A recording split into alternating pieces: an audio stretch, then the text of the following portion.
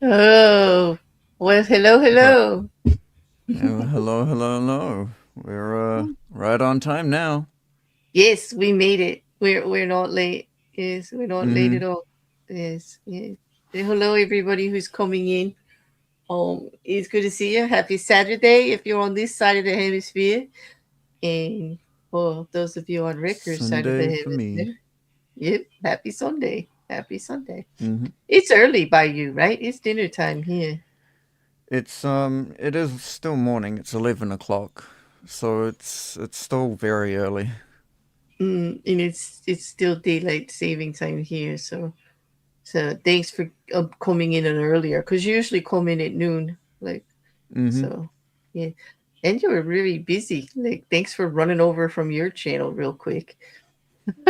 Always. Yeah, with your premiere. Good luck with that. I found I liked it. I liked it a lot. I liked your new imagery and everything too. It's cool. It's It new took for a little you. while to get all that sorted, Mm. But it was fun. It was fun. but I like it too. Yeah. The link for Rekkr's channel is in the description. If anybody want to check it out, he put out a new rap cover today, but I don't want to spoil it. Just go check it out. It's a couple of minutes. It's not that long, but I enjoyed it. It was fun. Nice to see you out there more. Yeah. Mm. Oh, People I'm think I planning on have making you it more all regular. good because people are accusing me of holding you hostage in a basement somewhere and not letting you uh, What? produce. That was only for the Yes. first year and a half. Ah, ah, ah, ah. I mean, no, that never happened at all. Never. Oh God. Yeah. Oh, Grace, make sure you tell Mrs. Cassandra that one. She's going to be upset. She missed that one for sure. No, no, it's just I do not hold you hostage. You better tell them you're here of your own free will now. Yes, I am. Oh wait, they can't see me blinking. Doesn't matter. Yeah. Oh, your fingers crossed. They're still okay. All right, enough of setting me up for even more comments. More comments. Yeah. Hey, Rocky Couch, good to see you. Shill and Grace, thank you so much. Jenny, nice to see you. It's good to see you. Welcome, welcome, welcome. And so, I guess we should just be like getting to it, huh? Like, I believe so.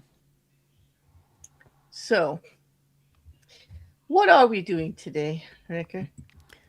We are up to Law 28, which is enter action with boldness. Oh, okay.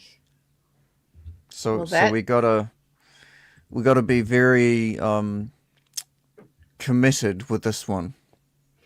Well, do we? Yes, I guess Yep. well, both of us subscribe to that anyway. Like, if you're Mm-hmm. not going to do, if you're not in it 100%, like, why are you in it? You know? In for a penny, in for a pound. Yep. That's it. Hey son, how's it going? Yep. Hey, Sin. She's like, that was all caps. I'm like, yo, oh no, okay. Yes. Oh, and you got a sub. Thank you, Jenny. Like, I'm sure.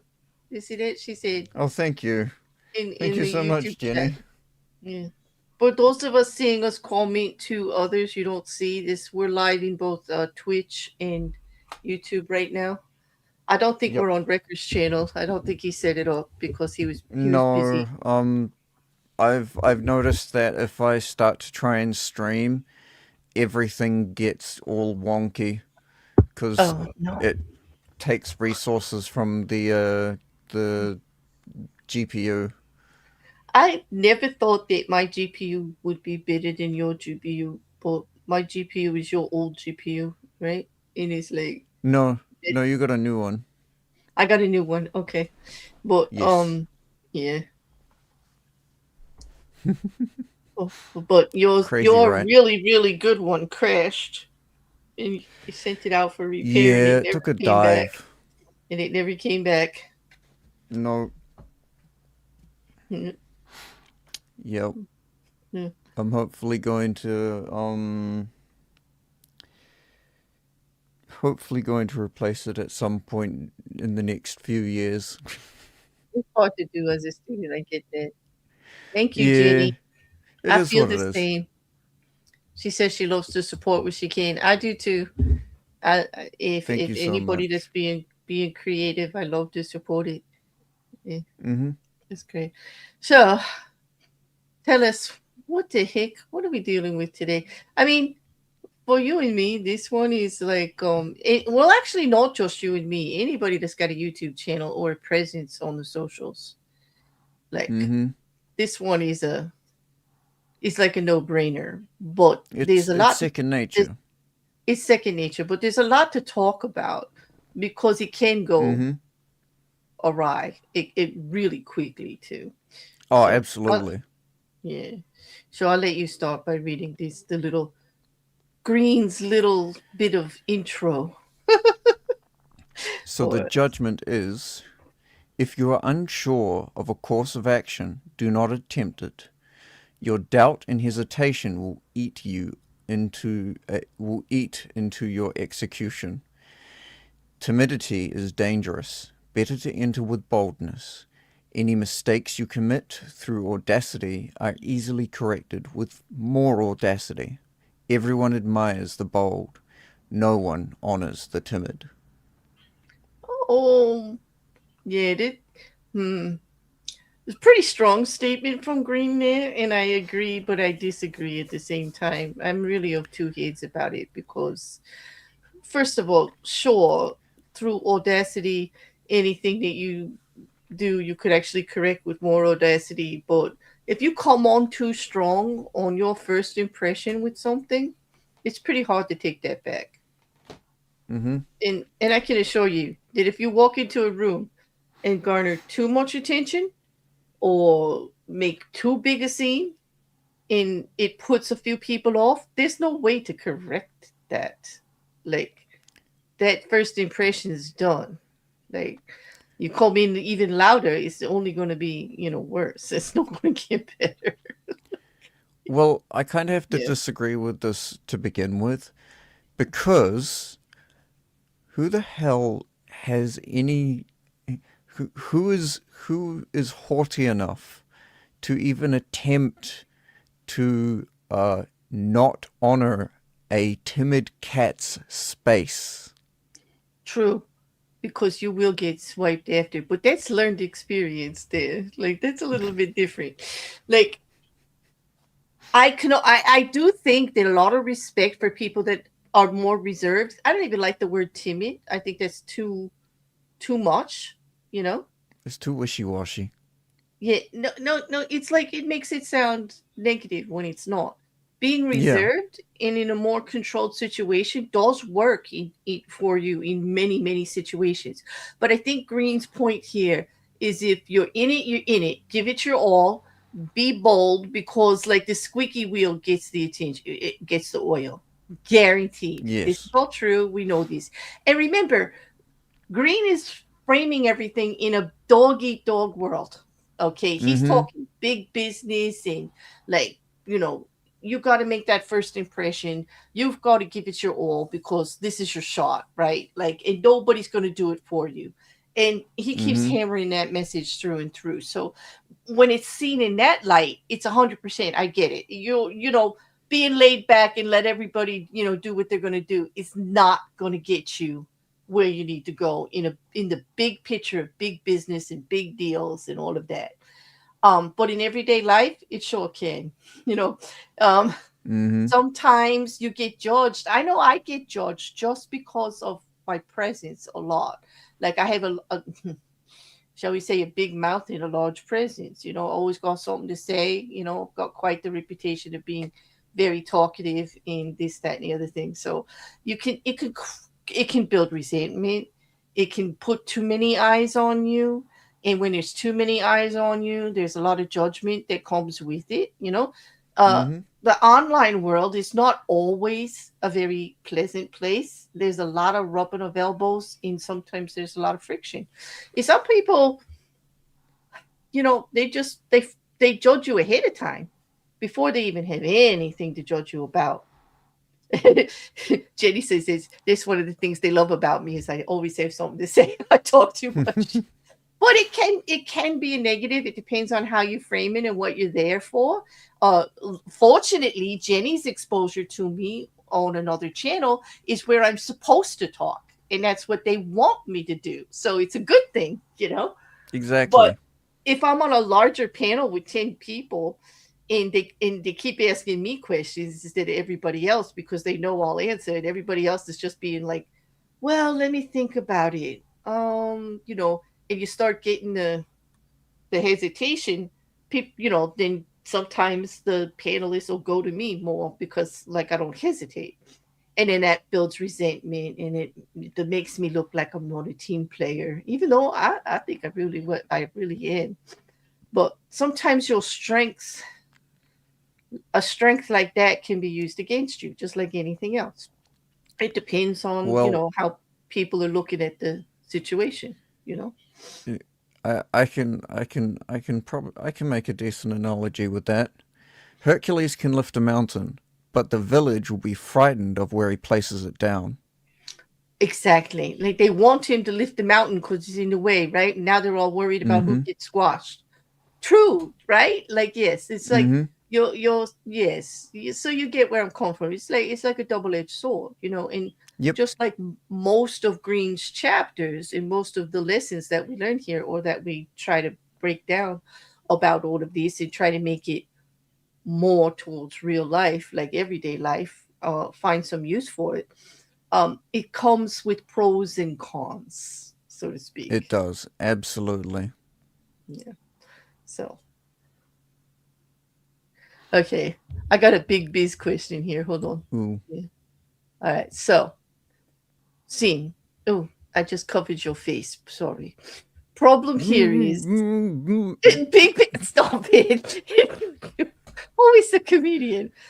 Anyway, Sin says the problem here is in big biz, you can afford to be bold, even if you have no expertise or know how. If you succeed, you go out as a tiger. If you fail, you either get booted with a big payout or you get your losses back from some government shenanigans. You have to fake it to make a name. In every other situation, you're screwed, but not in the big numbers game.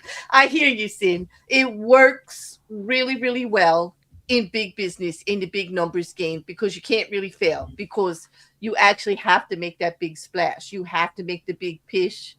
The big pitch. You have to push others out of the way. Like, you gotta walk in the room, and that room needs to think that you're the only one there. Like, yes, all eyes need to be on you, especially if you're looking Mm-hmm. for a big contract deal or whatever. But the delicacy of it, and this is something I needed to learn in negotiations. Everybody learns this in business, is how to do it without making enemies. Now, you would think that that's an easy thing to do. You're like, Claire, you're such a nice person. Of course, nobody hates you. Wrong. All you have to do is get that deal over No, all you have somebody to do is else. breathe. Let's be honest here. you know, Some people will literally hate you because of the way you breathe. I mean, yes, exactly. You walk into the room and somebody's sitting next to somebody else says, "Oh, I can't wait to hear her presentation. Like, I heard she's really good." And the person that's sitting next to him automatically is like, huh, well, let's just see what so and so has to say. Like, yeah, right. Mm-hmm. Like, yes, you know how it is. There's always going to be that going on, unfortunately, and very cutthroat in that. But haha, there are Mm-hmm. no enemies. Well, not necessarily enemies, just people that don't want to work with you or want to get work away from you, or like, let's just call the enemies competition. How's that, Sin? Let's find a better Mm-hmm. word for it. Competition, and it exists on every level, no matter what you do, whether it's big business or you're out here with a YouTube channel or you're on the socials in any other way. It's still, hey, you know what? It's even in the PTA. It's even in the parent teacher conferences at school.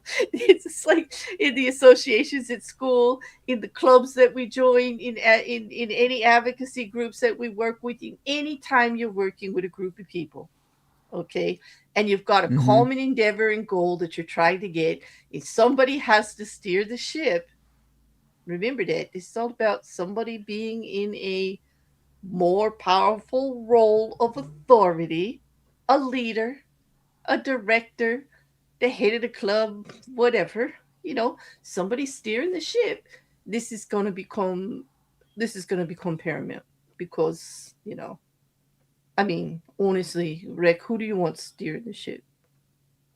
Someone who's competent. The mouse or the lion?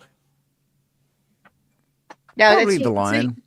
that's not to say that the mouse is incompetent, but wouldn't you prefer the lion to make sure that everybody knows there's competency behind the mission? That and the lion would be able to actually turn the wheel. Since it's the one with the driver's license, the steering license. Yeah, yeah, I agree. Sin, the one who can drive would be best. The one who can Yep. drive would definitely be best.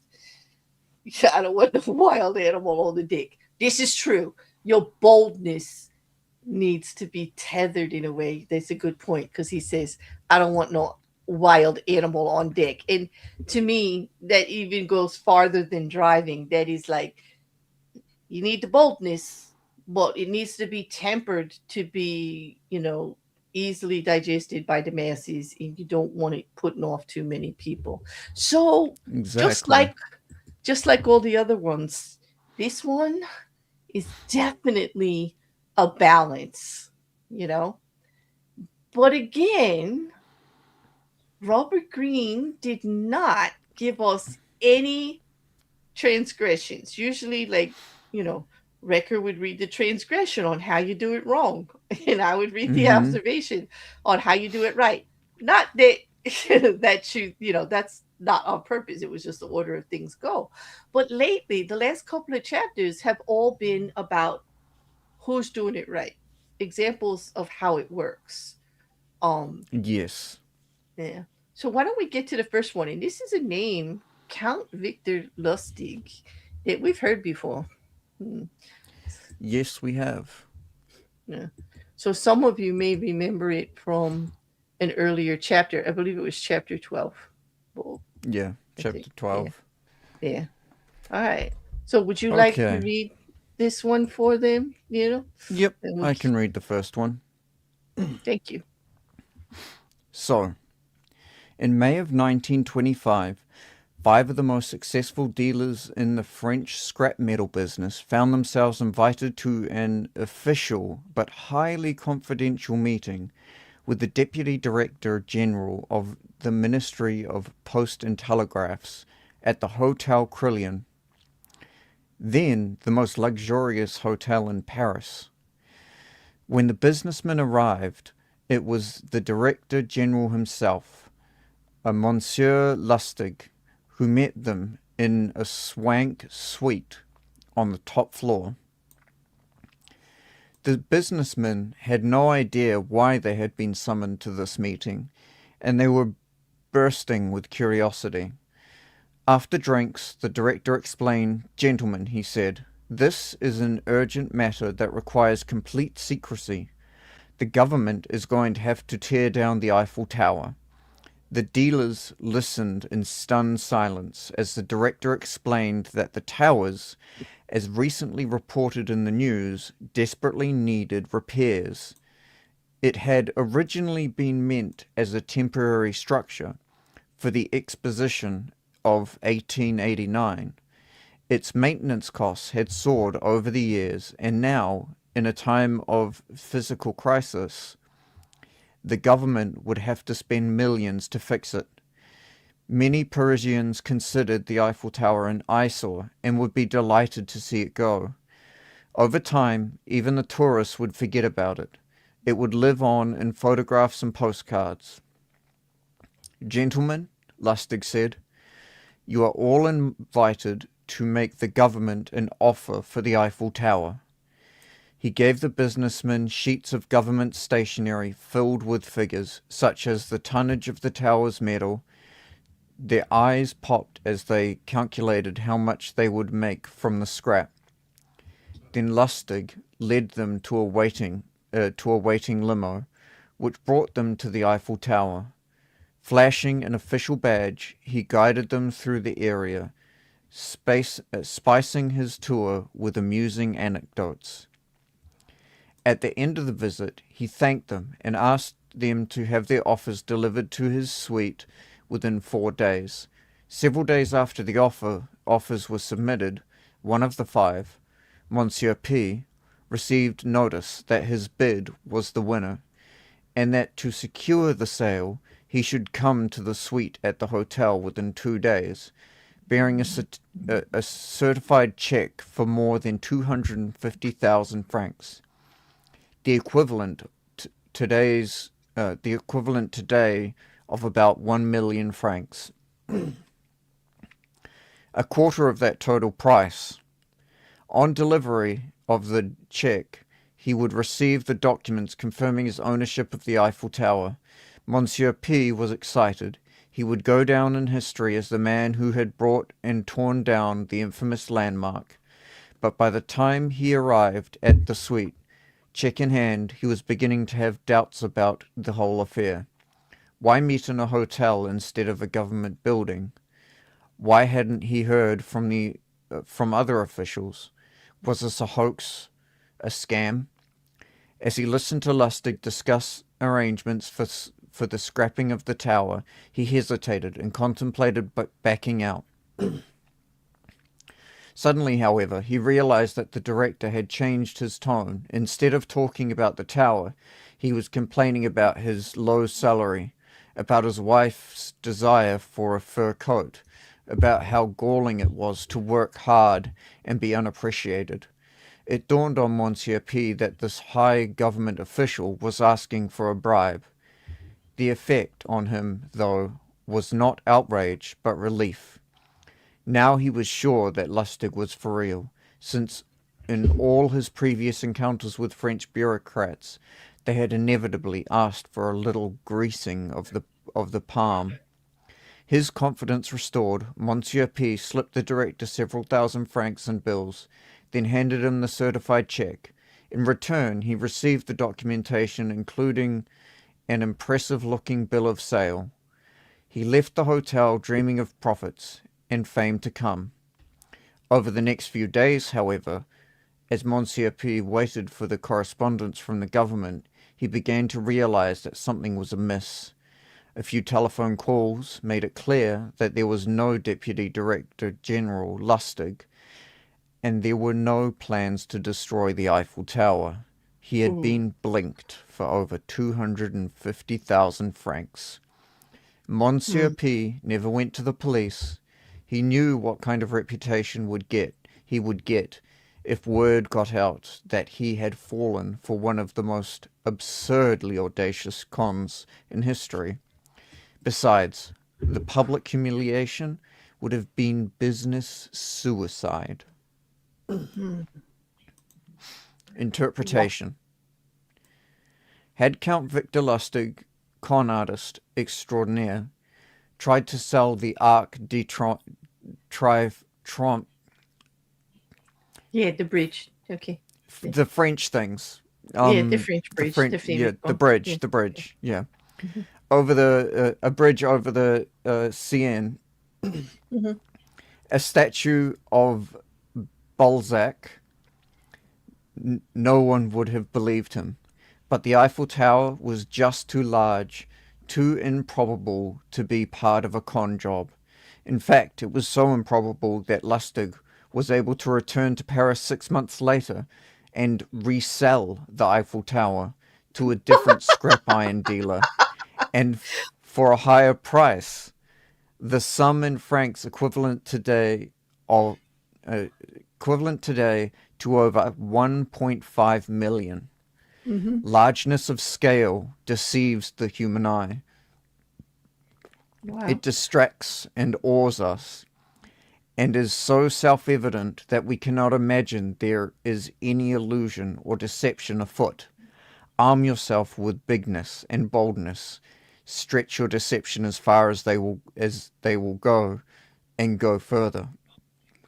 If you sense that the sucker has suspicions, do do as the intrepid Lustig did. Instead of backing down or lowering his price, he simply raised his price higher by asking for and getting a bribe. Asking for more puts the other person on the defensive, cuts out the nibbling effect of compromise and Mhm. doubt, and overwhelms with its boldness. Hmm.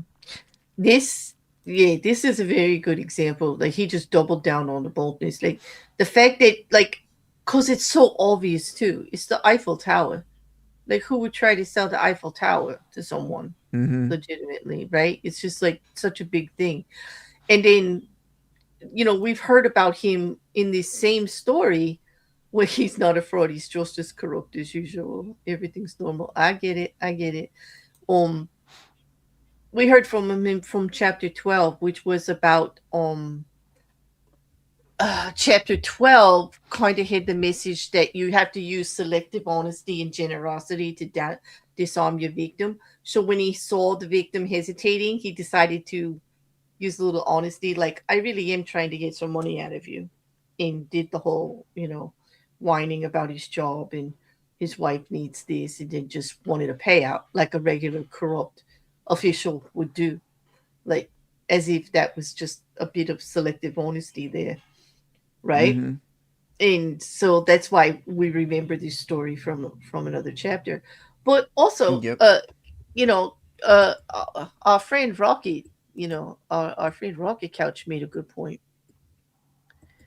He said, "Isn't this in contradiction of previous chapters about not drawing attention to yourself and playing things behind the scene?" Yes, like many of the Mm. chapters that Green does, sometimes one right after the other. Um, he will contradict it, like, because you can't use all of these at the same time. Absolutely. They're No. situational, supposedly. There are some that you can keep in your pocket for like everyday kind of things, like the one that tells you not to show your hand. right? Mm-hmm. The one that says, don't speak about what you want to do or anything, but listen to what everybody else is doing. Listen to their plans, what their motives are, how they're going about stuff, but don't disclose any of your own, you know? Like, be very careful, even with, closest associates and everything, because information is power and they'll use it against you. Exactly. Now, that's one that you can probably take through the whole book, through any business situation whatsoever, you know? Mm-hmm. Um, but depending on the situation, you pick and choose from the chapters. That not every chapter is going to fit every situation, you know. Absolutely, and they do contradict you. It drives me crazy, Couch, in trying to lay this out. Like, what is his main point? Because it switches from chapter to chapter. Like, all of these are supposed to be tools, and the way to look at situations to prepare you against them being used against you, and being ready for you to use them to uh, move yourself forward in these organized situations where you've got larger groups and you're organized for a common endeavor. Um, that was his purpose, I believe, and it's been used for business that way. It's been used for the get ahead. It's been used for creating a dog eat dog scenario of getting ahead, only putting yourself first, only worrying about your mission. Um, Not everybody can operate that way. I know I can't. I see how it works. I see when it's being used against me and others. Definitely. But not everybody can do all of them. They find them a little distasteful. Some people are just naturally bold in a way. People think I'm bold or confident. It's just the way I present. I don't feel that way all the time. I Mm-hmm. don't. Just I like don't. how Yeah. just like how I'm always humble. You know, there is the chapter about not trying to prove things with the false negative. Like, I think we need to go back to that chapter for you.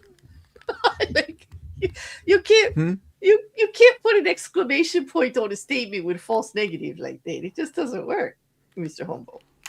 Yeah, like, Well, when you're as humble as I am, you can make things work. yeah. The most humblest Kiwi in chat. I will give him that since Mm-hmm. he's the only Kiwi in chat. Hey, Mrs. Cassandra. Good to see you, love. Very good to see you. Yeah. Okay. So from that, we have a famous con artist. This guy is a very famous con artist this last week. He's in Mm-hmm. quite a few examples in the book. I mean, Green just loves his con artists. He thinks they have it down pat, convincing people to do just about I wouldn't anything. be surprised if we see him Mhm. again soon.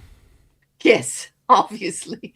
Yeah. I would not be surprised. But let me go on into, like, there were three observations on how examples from history that Green put forward, but we chose to only read two of them. The PDF for the slides is down below, but also the PDF for the book is down below the link if you want to follow along, if you want to read the chapter yourself later. There's little quotes and tidbits in there and further expansion on some of it a little bit. We go over the key points because our my challenge here, as tossed to me by Rekkr, is to try to make this, if possible, usable for everyday life. Yeah. And this one possibly can be. Possibly.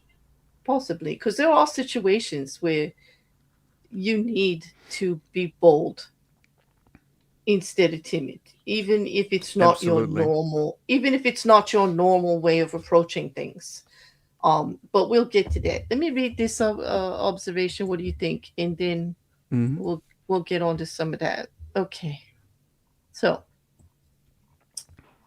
all right. Observation number 3. In 1514, the 22-year-old Pietro Aretino was working as a lowly assistant scullion to a wealthy Roman family.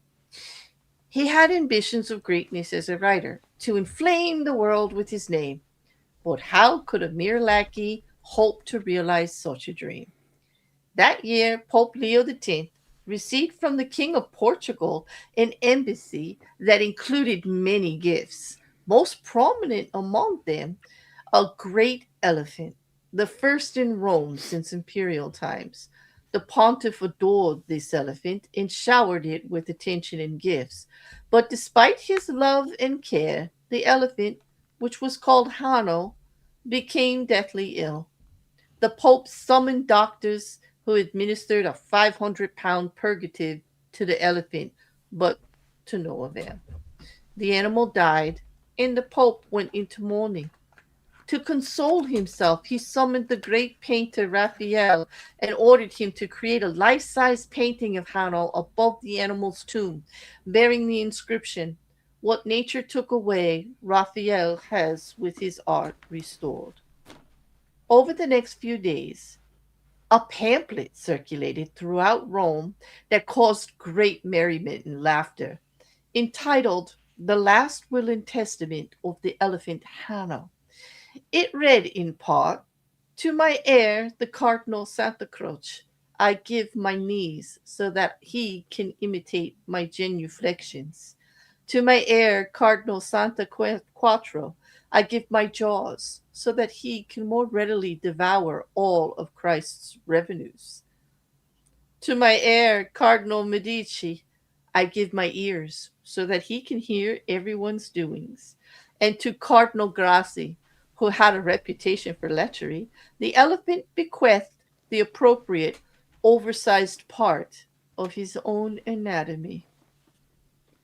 On and on the anonymous pamphlet went, sparing none of the great in Rome, not even the Pope, which with each one it took aim at their best known weakness.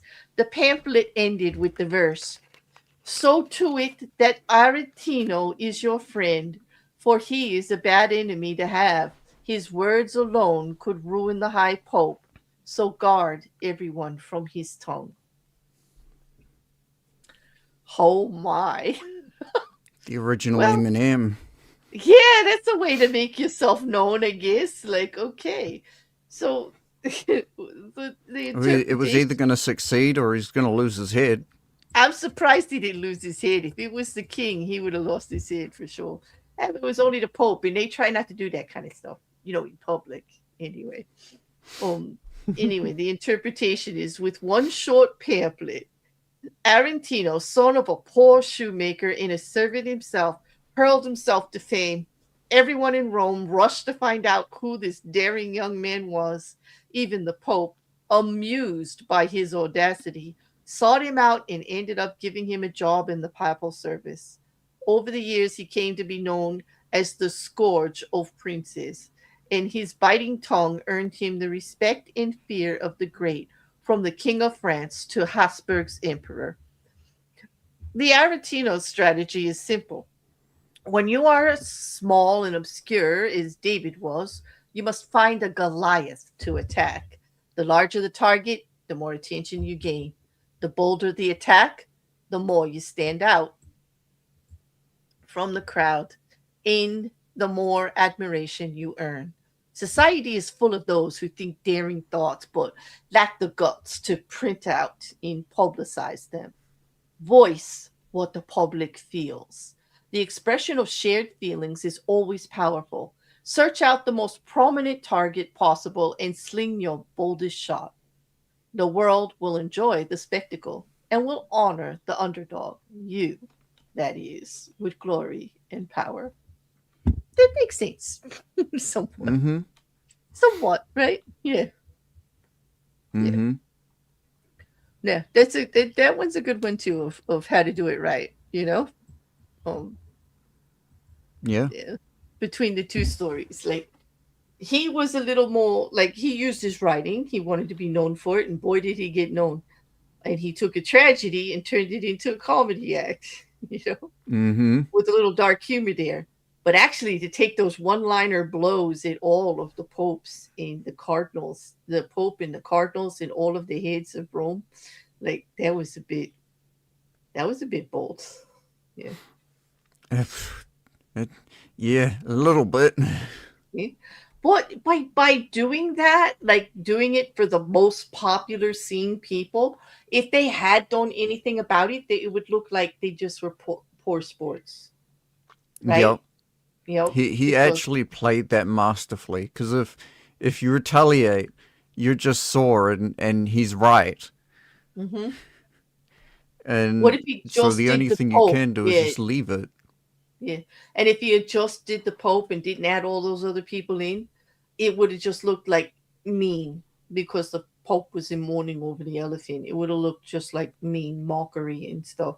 A little bit too Mm, much, you know. But by adding everybody in there, the boldness of it, just like let's just name them all. Oh, this one is worried about the coffers and always trying to get people to donate money. Yeah, let's talk about that. Like, yeah. This one wants us to pray all the time for everything. Okay, let's pick on that. Yeah, it's pretty good. It's pretty good. It worked in his favor, but like you said, it could have went the other way. The king, kings really don't care too much about what the people in general think. They worry more about like inter-country relationships and stuff like that for war. yep. so so he could have risked having his head, been removed from himself. Separating his neck from his shoulders.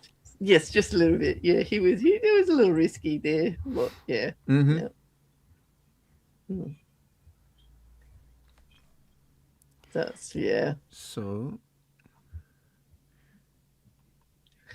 Either you kill the foul mouth or you hire it to dish your enemies. Yep, in 2026. That's exactly. absolutely.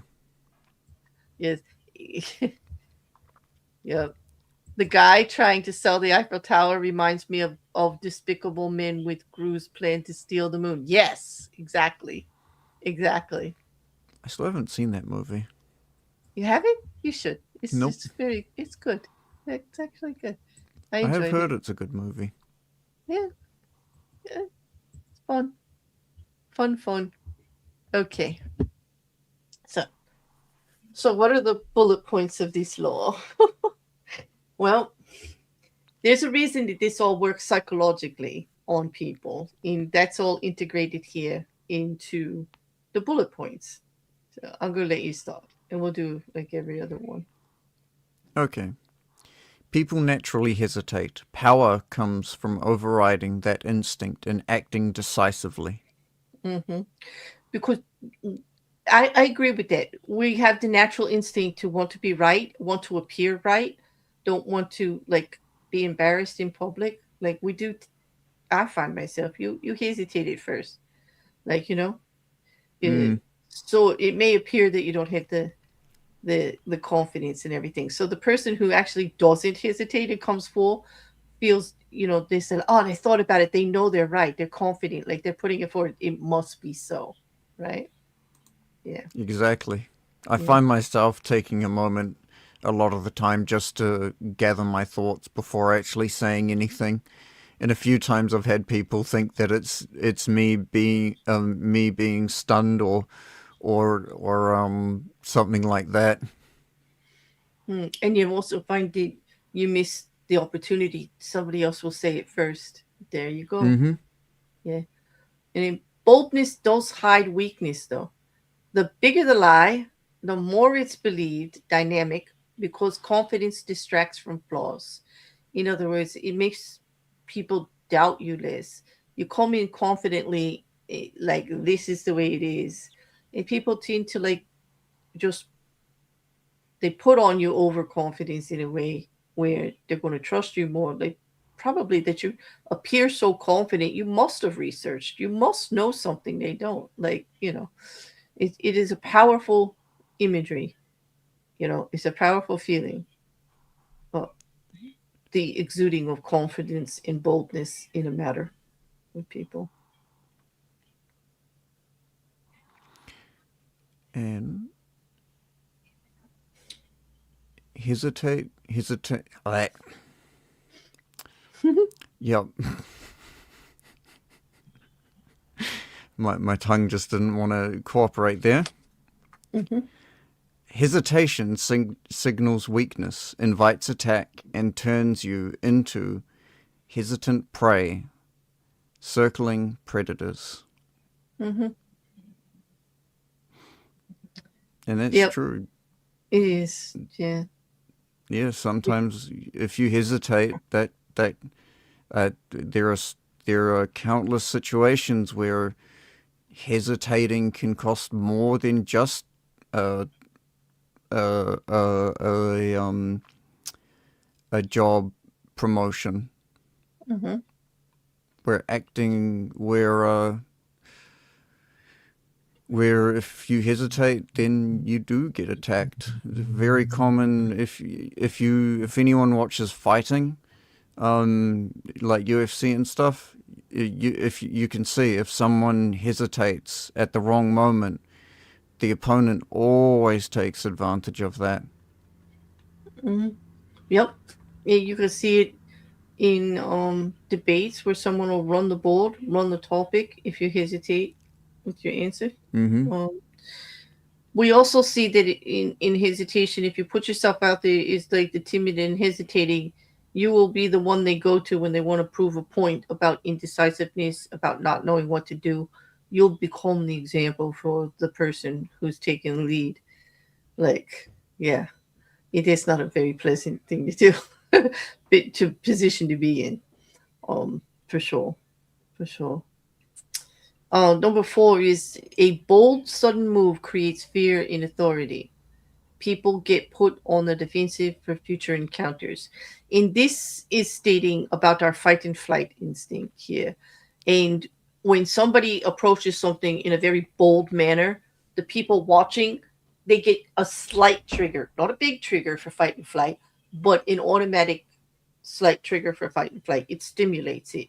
It stimulates it to mean that this person in front of us has more power. This person in front of us could be could be a problem. And so people will automatically be put on the defensive. And when we're on the defensive, what do? We pay attention.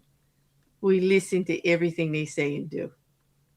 And that's what it means Mm-hmm. by it puts you on the defensive for future encounters. You're going to always be aware of this person. You are going to, like, they walk into the room chemistry changes for you. And that's what I mean by the stimulation of our fight and flight. So it works kind of for, and that works with all fear in authority figures. Anybody who come, even somebody like, listen, let me use a benign, for me, a benign example. But someone uh, that can actually command a room. Let's take Barack Obama. Okay, he's done nothing Mm-hmm. to me. I don't argue with his politics. He's not an irritating figurehead for me. Okay, he's one of presence and authority.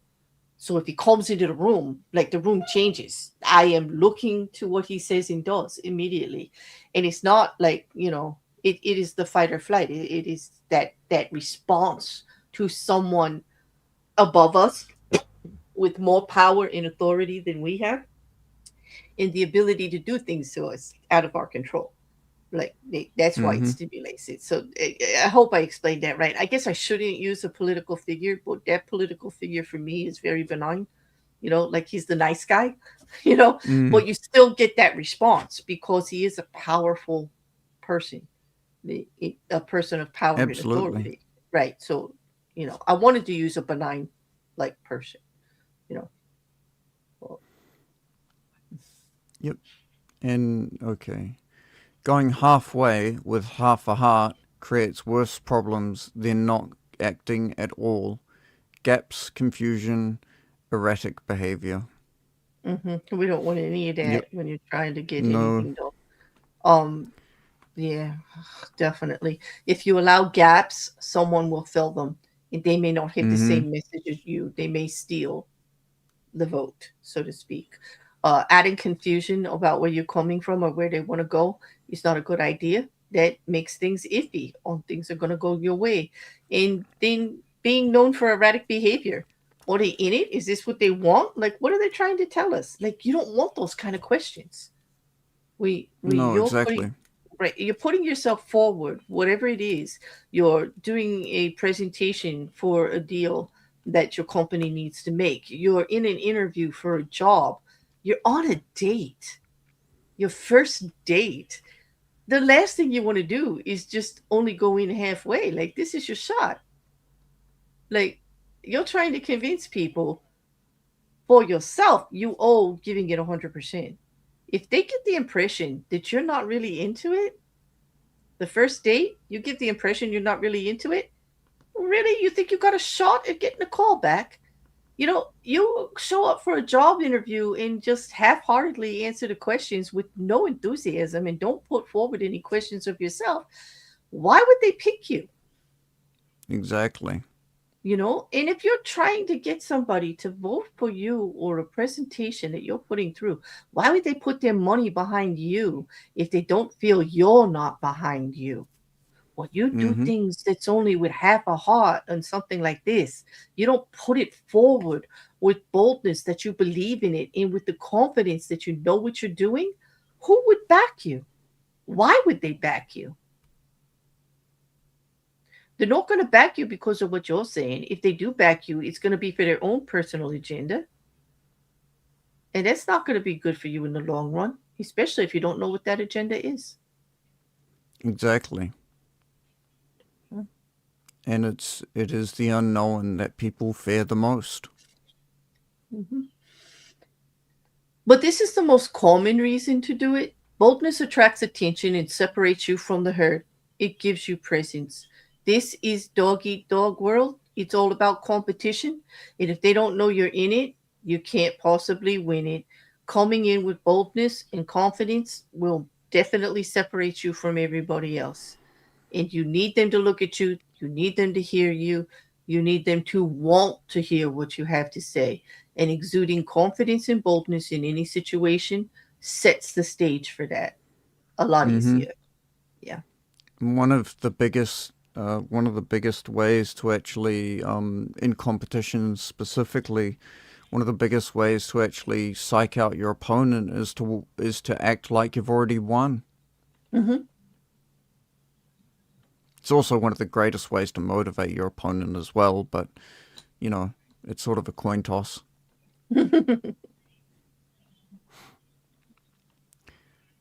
Uh, in in in seduction or persuasion, hesitation is fatal. The bold move closes the deal before others can overthink, and that's sort of the goal of Mm-hmm. being bold. Is you act a bit ahead of the person's conscious thought, so they don't really have time to process what's being said or what's being offered. And actually, believe it or not, this this is actually one of the ways that hypnosis works. Is you act um, on someone's perception a little bit ahead of what they're consciously aware of, to trigger the response of them essentially, I guess, quote unquote, going to sleep. Mm-hmm. Um, I and I actually speak from personal experience. I do know hypnosis, Mm. Yeah. and I've I've done been it a told few I can't times. be, I have not been able to be hypnotized. Like, people have tried. Like, and I can't. And I've been told it's because of my really bad habit of jumping ahead. You see, it's really I'm hard to terrible at catch it too. it. I've Mm-hmm. had someone try and hypnotize me, and it just no. Yeah. And like, I've seen them hypnotize others, and I always have great doubt. But like, yeah, but then again, I do know the mind is a wondrous thing, so I don't think it's not possible. I know that it is. The power of suggestion is huge. It's huge, and the Oh power yeah. of manipulation is an everyday thing. Like, no matter what, we deal with manipulation daily, constantly, 24/7. As long as we're awake, we're dealing with some form of manipulation always around us, other people or advertising, what we watch, what we see, what we hear. Yes. hmm We're even being manipulated by the weather. And don't come at me, people. You know it's true. Like, if the clouds are Mm, gray and it starts to mist and won't even really rain, it's mood affecting. We're being manipulated. Our surroundings manipulate us, all the words we hear, all the sights that we see, all of the people, everything is a manipulation on our mood, our thoughts, our presence, you know. absolutely. It's definitely. Some people call that just information. I'm taking the bold step here to call that actual manipulation because it has a result that we didn't plan for. It is not like we're Mm-hmm. looking to be in a bad, gloomy mood because of the weather. You know what I Well, mean? it, you're 100% right, because who's who's going to go outside when it's pouring down with rain without something like a raincoat or an umbrella? Mm-hmm. We are 100% being manipulated to take a raincoat or an umbrella. In Okay. fact, big weather could be trying to do this to everyone all the time. Big Especially weather if it might be, owns stock. Especially yeah, if it owns exactly. stock in an umbrella company. It, I mean, big weather. I mean, come on. Who do you think controls everything?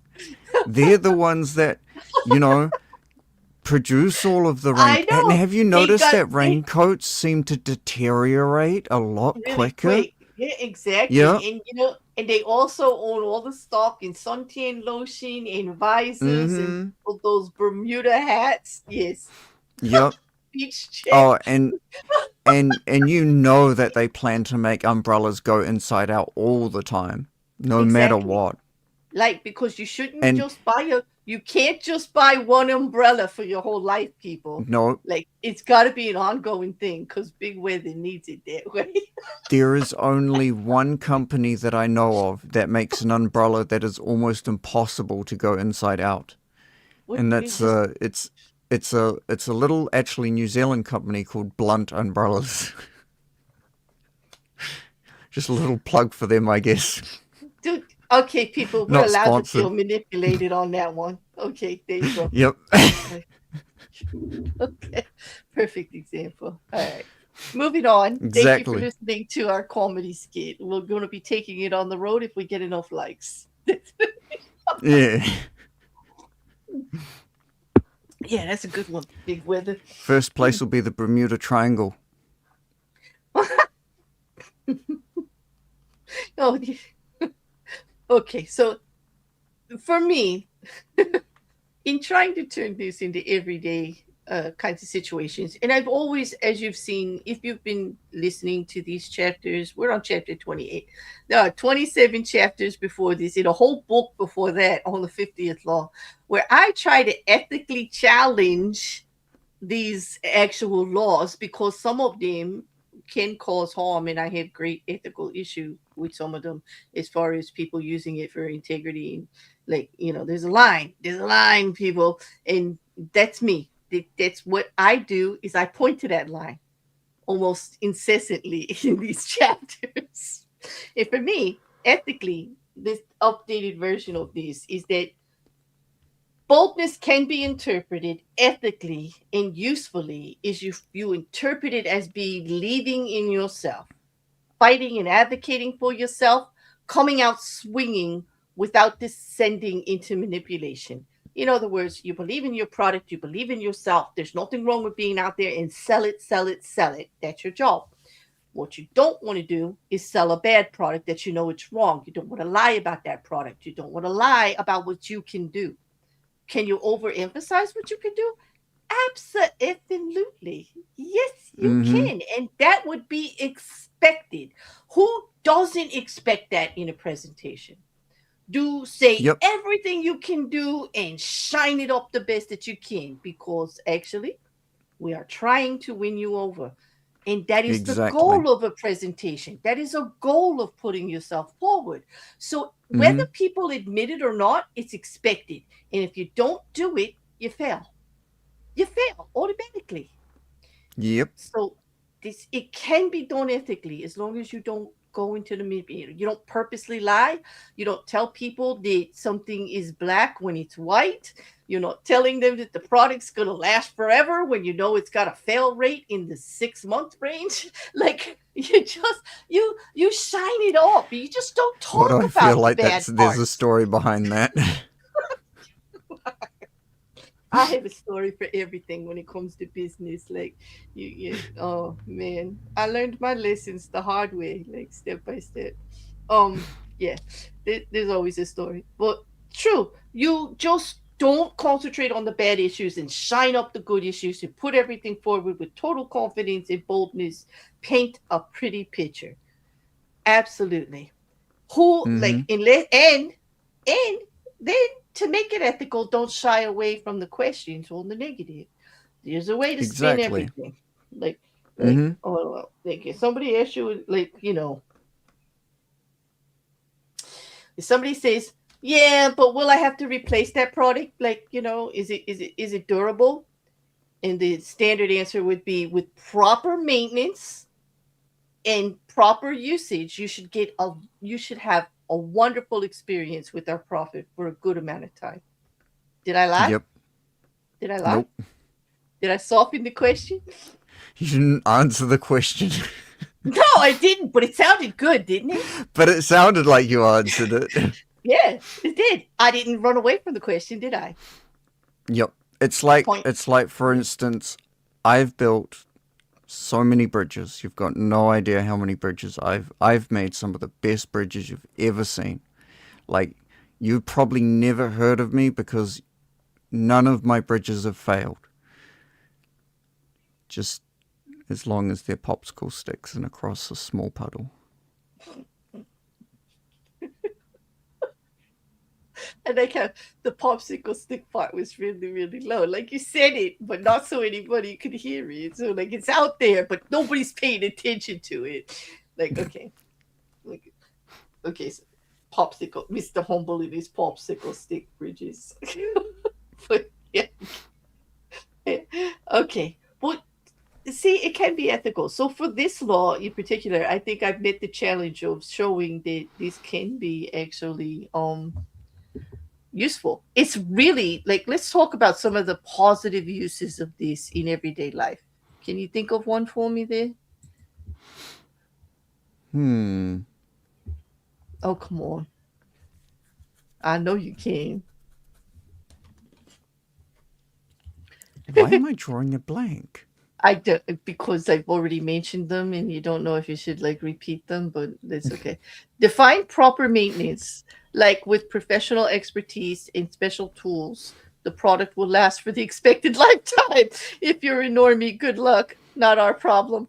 Yes, that's basically Exactly. exactly what I said. Yep. Mm-hmm. Oh, basically, don't be Elon Musk. Ow! Yep. Oh my god. No. Okay, everyday Ask the life. question again. Mhm.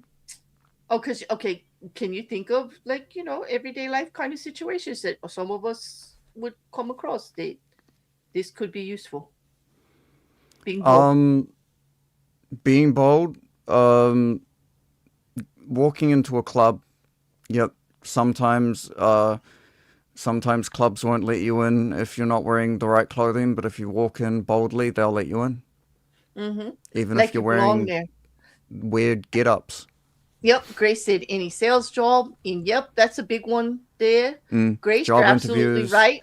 You got to be able to sell stuff. Definitely in job interviews, you got to put no matter Mm, what the job you need. making Yeah, friends. making friends in groups, right? Going Yep. into a new If school you or a new tell them that situation. you Yep. If you just tell them that they're your friend now, then generally they won't argue very much. You might never see them, but you know they probably won't argue with you. Mm-hmm.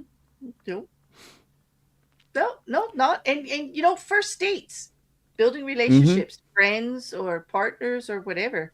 Like yes, absolutely. Customer service, absolutely, Jen. Oh, I'd hate you if you'd be bold in my face. Oh, come on, scene. It's I'm like I do agree with you though. It's attractive from a distance, isn't it? But so Mm, like up in your face, nobody wants anybody being bold like right like like listen, you want to be my friend. You're not gonna walk up to me, Rekkr, right? And you're not gonna say, I am the best. You want to be my friend, because not being my friend would be the stupidest thing you ever did. wait, Like that's that not kind how of we do it? boldness. Shut up. That's not how you did it. No, stop it. Look, but do you see what I mean? Like you could be honest and you could be forward, you could be charming. You want to put your best foot forward, but you don't want to be blatantly. All right, arrogance. Let me just be clear. Arrogance is not boldness. Okay. No, it's Yeah. not. No. No. Not at all. Manipulation can be boldness, but it shouldn't be what you step out with. Okay. Like Yeah, no, Mhm. Listen, definitely not. there's a difference between Casanova and a player. Mm-hmm. Can we agree on that? Even though they're doing Oh, the same thing, absolutely. are they not both doing seduction for a purpose? Mm-hmm. They don't, and they have the same goal, right? But it's like how they approach it. Casanova overwhelmed you. You know that he was being overly flirtatious and overly paying attention to you, and you like doubted it at first, but the consistency of it won everybody over. Like you had no Mm-hmm. choice. Like, a player comes in with the arrogance. Like when I say a player, I mean like the guy or the girl or the woman or the man or whomever who walks up to him with this attitude. You know you want it. Just give in. You know, Exactly. you know I'm all that in a bag of chips with a pickle on the side. Like give it up because I'm it. Like no, Mm-hmm. because even if they do look at you like you're handsome and you're personable and maybe they did want to get to know you, as soon as you act like that, they're like, nah, you know. So so here's a clue. Like in the personal side of it, in the everyday side of it, be bold. Be very bold about your positive Mm-hmm. qualities in what you want and put yourself out there. Sell it right. Sell it good. But don't sell it without leaving space for the other person. Because that's the difference between boldness and arrogance. Boldness puts yourself in your best light with all those good qualities, okay? But leave space for the other person to respond, to say how great they are. Arrogance doesn't. Arrogance eliminates the other person with I think statements a like, yeah, what? I think a good way of looking at it, just thinking about it, is that boldness leads with truth and honesty. Arrogance leads generally with a lie. Mm, yes. Because Or an illusion, a lie, arrogance a makes, uh, misrepresentation. Yeah, I yeah, see that. arrogance, people who are arrogant, they want you to think that they're good or they're all that or Mm-hmm. they are bold. But someone who's bold, they just are. They are that guy. They just You the presence is there. Yeah. So yeah, you it is a know fine that they're art. there. Yeah. Yeah. Mm, It's it's a fine art. It's not always easy to do. And some mm, people who naturally don't like to be the focus of attention and everything find it difficult to be bold in certain situations. But mm-hmm. it is it is necessary in a lot of things. Like you go to practice to be bold for a job interview. That's why people go over the questions and go and research the company and think about what they would answer about stuff. Practicing to put your best foot forward. That is, you're going to go in there with a little more boldness than you usually have. And if you have to put the mask on and fake it till you make it, do it. Like maybe you don't feel that confident, but try not to show it, you know um, you Mm, can be honest, you know, definitely answer questions in a job interview with honesty, but make that honesty always show you in a good light, even if it's a negative, exactly. you know. Mm, hmm So, yes. yeah, I mean, so those are the three kinds of situations that I think, job interviews, um, doing presentations and everything in big business, or for anything, even if you have to, like, you coming up with the theme for, some organization's party at the end of the year for celebration, or you're organizing a fund drive at work for one of your coworkers, or you're working on a charity commission and you've got to deal with a larger community. This works in all scenarios. You're going out on a first date, you've got neighbors next door that you've got to introduce yourself to, you know, Mm-hmm. you know, like, yeah, some, yeah, boldness. You want to win them over because you're going to be tearing down the fence and putting in a line of trees next week. So you got to be a little Exactly. bold that they like you ahead of time before all that happens. You know what I mean. This is very useful. To not only know about it and know when people are projecting it, but also to know the psychological reasons on why we respond to bold people the way that we do. Why we Mm-hmm. often will take a back seat to the bolder person in a room, or the one that's, like myself, unfortunately, who talks too much, and then people will not want to interject as much, but you should just like jump in there. Like, don't be intimidated by boldness. You can appreciate somebody being bold, but you shouldn't allow it to take anything away from you. Mm. You Absolutely. know, right? Because most people, like myself, who just are, what would you say, like pushy? Yeah, I've been called pushy a lot. We'll use that word. It's an easy word to understand. It's not an intentional thing. It's my presence. It's just like what happens. Like, I'm not doing it on purpose. So definitely push back. Make space for yourself. Be bold. Get into the conversation. Jump in. Yeah. Mm. Mm-hmm. It does. Jin says it describes our current POTUS situation very well. Uh huh. Yep. It does. Yes. Yes. Yeah. And He's suffering from "I have the mic" syndrome. Like, he thinks just because he's the one on the podium that everything that comes out of his mouth is golden. It's not necessarily true. Just because they put you on the podium with the microphone doesn't mean that everything that comes out of your mouth is like the golden word. It's not. It's not. You nope. got to put a little more thought into it. Um, I Yeah, I don't want to get into a discussion about that right now. Just, No, yeah, we don't yeah. want to completely demonetize this.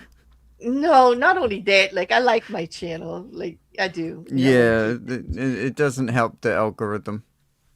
No, so mm, how about you read the image from the book for us here? Absolutely. Image: the lion and the hare. The lion creates no gaps in his way. His movements are too swift, his jaws too quick and powerful. The timid hare will do anything to escape danger, but in its haste to retreat and flee, it backs into traps, hops smack into the enemy's jaws. Mm-hmm. It is just a cautionary tale about being too timid, letting somebody run over you. Like, if you if you can't be the bolder one, don't be on the opposite end of the scale. Don't be too timid either. Move it up like a little bit. You can't, like, if you can't be number one, don't be number 100. Nothing wrong with being 50, 49, 48, 47, 3, 7. Mm-hmm. Just be on the other side, on the upside of half and half. Does that make any sense? Mm-hmm. Yeah.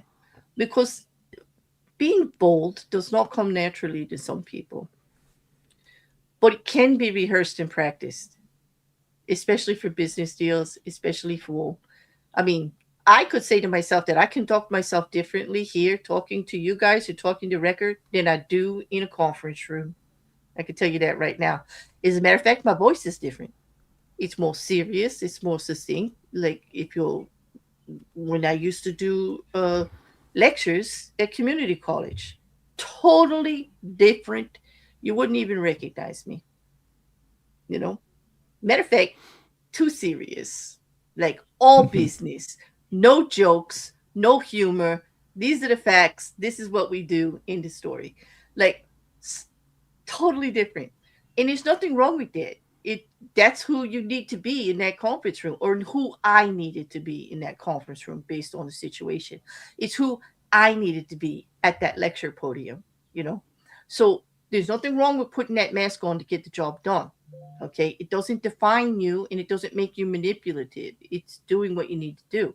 You're still selling your product honestly, you're still getting your job done honestly. Just because you gotta like move yourself into a little bit of an uncomfortable zone for yourself. Boldness does not mean bulldozer.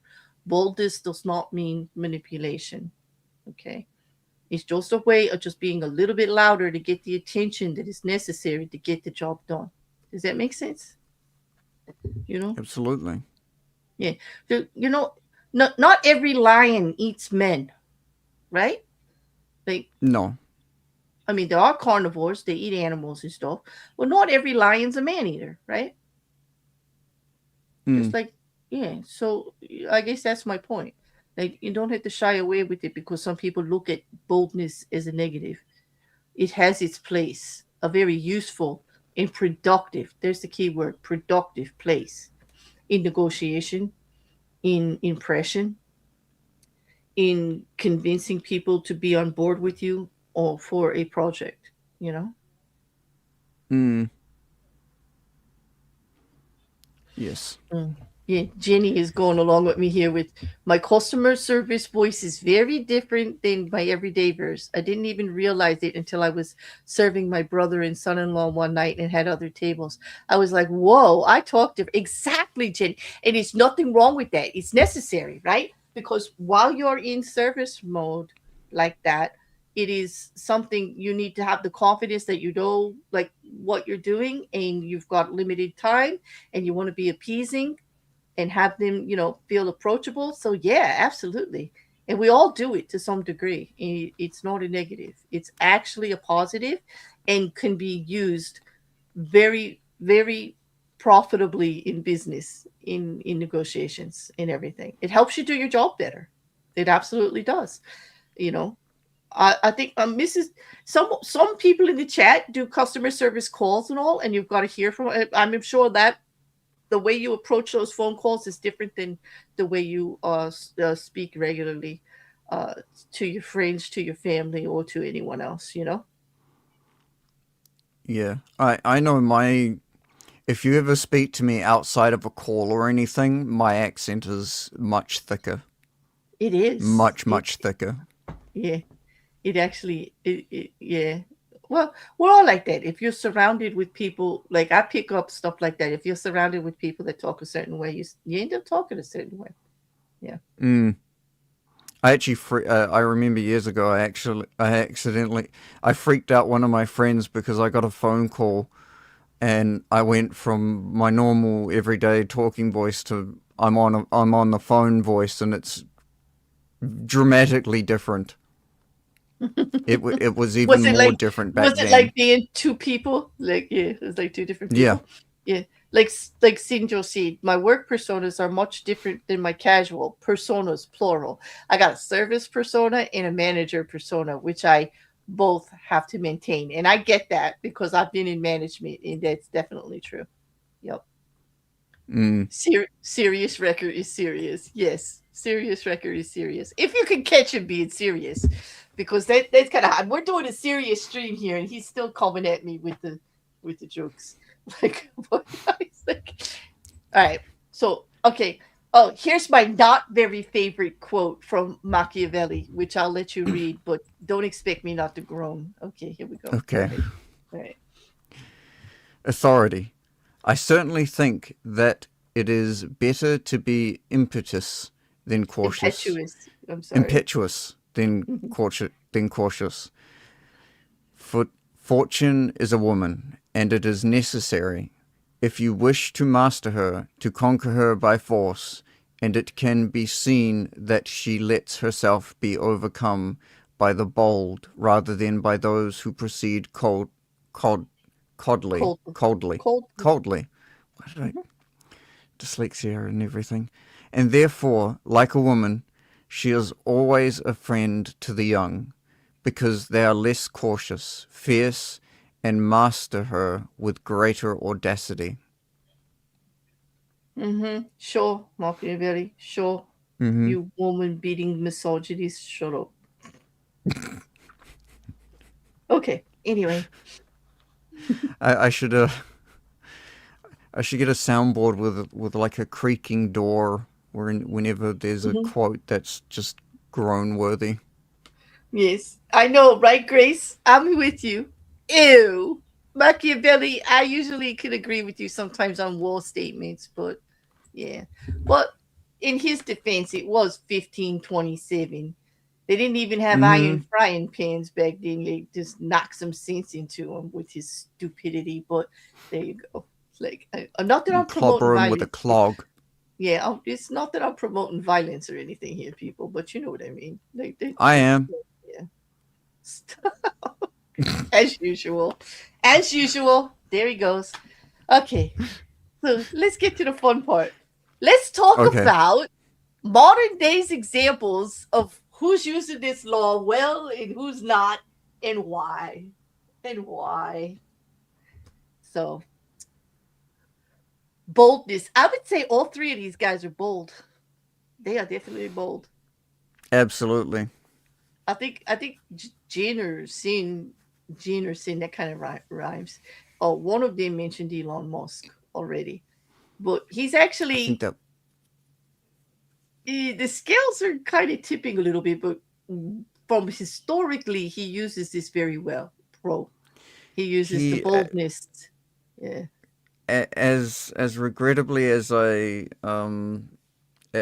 say, he does. He is very good at it. He does this masterfully, and he has done this masterfully for years. Mm-hmm. I think I said it in the last stream. He has been promising the Tesla Roadster for, I think, going on a decade, Mm-hmm. and nothing. Yeah, and that's why he's like an example of both the pro and the con at the same time.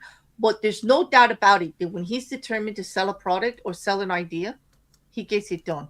His version of boldness and putting his best foot forward and selling that idea and the confidence that he does it in, regardless of how long a project's going to take or if there was a failure in something else before, is like, as people say, unchecked. Like nobody does it like him. Even if you think of the current, like the last campaign for presidency, the way he jumped on stage with this man, with our current president, and was an equal immediately. He commanded all the attention. The focus was clearly on him. As much as, well, you all know, if you follow my channel for the last 5 years, I'm no fan of Elon Musk. I'm not. I think with people that have that kind of power should do more good than not. And unfortunately, he don't pass the mustard with me in my highfalutin ideas on how people with that much power and money should act. Sorry, not sorry, but no one can deny that this man uses this rule to the best of his ability. This man is a one man show. He takes over the stage. It doesn't matter who's standing next to him. He was standing next to Donald Trump, and the spotlight was on Elon Musk. And there's not many people that can do that.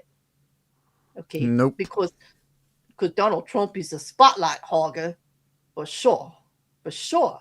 Okay, and yet Elon Musk was able to steal it for however long he was on that stage, was he not?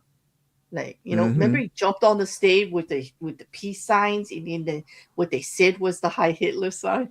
Like, stole Yup. the show. Okay, all right, stole the show. So when that man is set on selling an idea or trying, I mean, he has to speak in front of large boards. Okay, he has to get Mm-hmm. them to do what he wants. He has to get people to donate not hundreds, not thousands, millions, if not billions of dollars to a project. Okay, because Elon Musk is the guy bringing people together to get the idea done. He's not the inventor. He's not the guy going to do the work. He is the one selling the idea to build the company to get the job done. period. And he does it Yes. repeatedly over and over and over again. Now, does he stick with it? No. Does he fail a lot? Yes. But all those failures are not in creating the project, are they? They're in No. actually getting there. Yes. See what I mean? So when it comes to Law 28, he's really good. He's really good. He's really Yes. good at putting that idea out there, getting you to buy along with it, selling you on that idea, getting you to do what he wants. And then he just doesn't stick with it, or he leaves it to other people, or the things fall apart because, like, he's not the one doing it. Okay, like so. There you go. You know, Yep. like you brought up the Rockets. No, right? You what or The Tesla Tesla? Roadster, which Okay, I was right. It was announced November 16th, 2017, so nearly a okay. decade ago. But he is not even running that company anymore. As a matter of fact, that's the lawsuit that booted him, correct? I think so, yeah. He's not even the CEO of that company anymore. He sold us on the idea of Tesla. Everybody still wants it, but he's not the one doing it anymore. But we still, you see, but he got us all to buy into it. My point, the boldness, chapter 28, total pro usage of chapter 28, in my humble opinion. I'm about to ruin everything, every drive for anyone from now on who's listening. Mm-hmm. White Teslas are everywhere. I Why? I have no idea why, but he is so successful in getting white Teslas on the road, specifically white ones, and now you will see them everywhere. I can guarantee it. Mm-hmm. Oh, no, let me put this up. This is another example. Sin tells us about Apple does this for how many years now? Techies love to be enchanted by Babel. They give money like a cow with a swollen udder. They want to be milked for it would cause them physical pain if not. Listen twice in a row to one of Musk's little presentations, to one of the Jensen's NVIDIA GoFundMe's, to Trump. No, wait, don't listen twice to Trump. You'll get brain cancer. Oh, jeez. No, but I hear what you mean. Like, you can hear, like, yes, it's definitely good at the selling, not at the doing. Mm-hmm. But this law is not about the doing. It's about the boldness, the first impression, the selling, the convincing. Yes? The Mm-hmm. representation. Okay, right. So yeah, I haven't seen a lot of white Teslas here in America. Grace says not here, and I agree with her. They're all silver or blue here that I can see. Oh, okay. Here in New Zealand, they're white. It's white. They're just We, white. I'm gonna boldly say something. That's because you've got some really bad drivers there, and white cars get seen more than anything else. They're supposed to be, like, even for insurance, it's easier to get insurance because they're seen, so you don't get hit as often. It just I'm tells me not that you got going to some deny really that bad Auckland has some drivers of the worst in drivers yeah. in the world. Yeah, because I listen to you when you're driving. Like, if I'm talking to you on the phone, and I listen to how you're talking to the people that are driving, and I would say you got a whole bunch of bad drivers there. Yeah, I see a I've lot more spoken to blue people too. that have been all around the world, and they have told me continuously Mm-hmm. Auckland drivers are Mm-hmm. just hell on earth. All right. Mrs. Cassandra said red Teslas are very popular on the west coast. I agree with Grace over here on the east coast. Blue is more popular. Isn't that funny? Like this, but white is not that popular. As far as Teslas go, has a Hmm. red and a white one. Okay, Mrs. Cassandra says one of her neighbors has two Teslas. All right, I'm sure Elon wants to hear that. So I've talked about the pros of Elon Musk using this very well. Would you like to take the con and speak about Kanye? You mean Yeezy? Yeezus? Easy, Jesus. Yes, go ahead. I mean, who hasn't seen the famous I can say whatever I want interview? I can Mm-hmm. say some anti-Semitic shit and they can't drop me, which then They the did. Nike proceeds to drop him. Mm-hmm. Well, he's definitely bold. And when he He first is came out with his music incredibly career, bold. and he came out that way in the beginning with his music career, right? Like, it was always a Mm-hmm. big event whenever he dropped something musically, creatively. Did you? Yep. He believes in boldness. So tell us why it's a con for him. Because he took it. He went from um it being bold into flat out arrogance. It Mm-hmm. is where it is where he took it. Mm-hmm. You can you can think that you're untouchable, but the moment you start to try and convince everyone else that, you're not being bold anymore. It is just straight arrogance. It is arrogance. It was the I can cross the lines and you're gonna let me. And then some people were like, no, you don't need like there's something, be bold, be flamboyant. But he wasn't crossing lines because he believed in the other side of the line. He was just crossing lines for the attention. Like Mm-hmm. like Jin said, the one that interview with Alex Jones where they had Nick Fuentes, everybody was that the one with Nick Fuentes and everybody, and he was like praising Hitler and saying things like, Oh, that was the one yeah, where he oh, had his thing is like that. His jacket zipped all the way up. right. You And couldn't he see was his saying, face, yeah, and he was actually talking like when they were talking about and he was history or like, something like that. he was like, "I love everyone. I even love Hitler. I love Nazis." Like Jesus.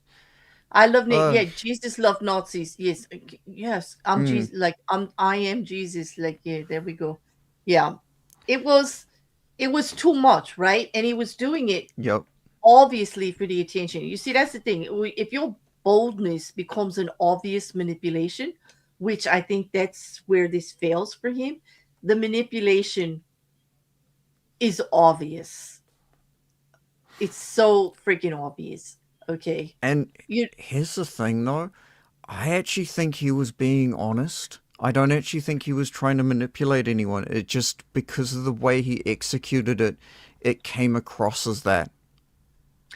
I think he had I know, I think he plans his words. I think you're I wrong I, there. I think he did plan it, but I don't think I think I he have a hard genuinely time. feels it.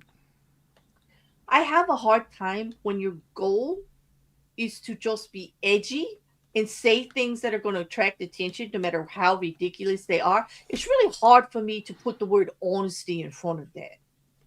Do you see what I mean? Oh, I mean, you have absolutely. to admit that him even being part of that interview was a calculated event on his Oh, part. He was 100%. promoted.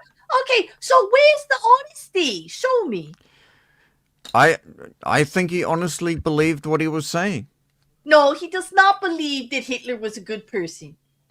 No, he No, doesn't. not no. But I he mean that said he that loved in the no interview. He said I that in don't mean the interview. everything. I mean that he loved. We weren't talking about him saying that. We were talking about him saying that he loved Hitler and that he loved Nazis. I Well, was saying that.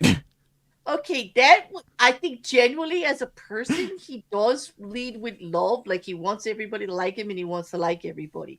But in that interview, there was nothing honest. You want to pick out that one sentence and want me to believe that like his perception is to approach things honestly. No, not going to let you get away with No. that because no. You would take you all freaking day to try to convince me that he was being honest in that interview at all about it. I, I mean, maybe his love of Jesus, because he has come out to be like very thoughtful in his respect for God, in his belief and in Jesus. I think that might have been the only honest thing. Okay. But that would have been a bleed through. It wasn't there with intent. Okay. That would be just because that just bleeds through. They definitely the whole intent of that interview was manipulation. And manipulation is not honest in this yeah. case. Yeah, he No, was I doing can it for see that. attention. Yeah, so like you got to be careful, like, because you see how my hackles got in an uproar. Like, yeah, they sure did, trying to say that he was being honest about anything, and that is like calling is like telling me the sky is green to me. No, I still think he was He honestly believed what he was saying. No, he does not think that Hitler is a good guy. He You said know, that not. he to be He fair, said he maybe they should have killed more Jews and we would have less problems. He said that. He mhm. said he believes what he says because he's saying the complete opposite now. There's no. I'm not letting you get away What? with that. Yeah, No, that and no, that's I'm not that's letting you get that away with that. that's one of the reasons why I think he genuinely believed it. Then is because he has Because he recently forgot to take expressed his his medication. disdain. He expressed his regret in saying all of that. He didn't say he believed it though. He said he regretted putting it out there that way as if it was true. Mm-hmm. In that we have to be, because listen to the apology.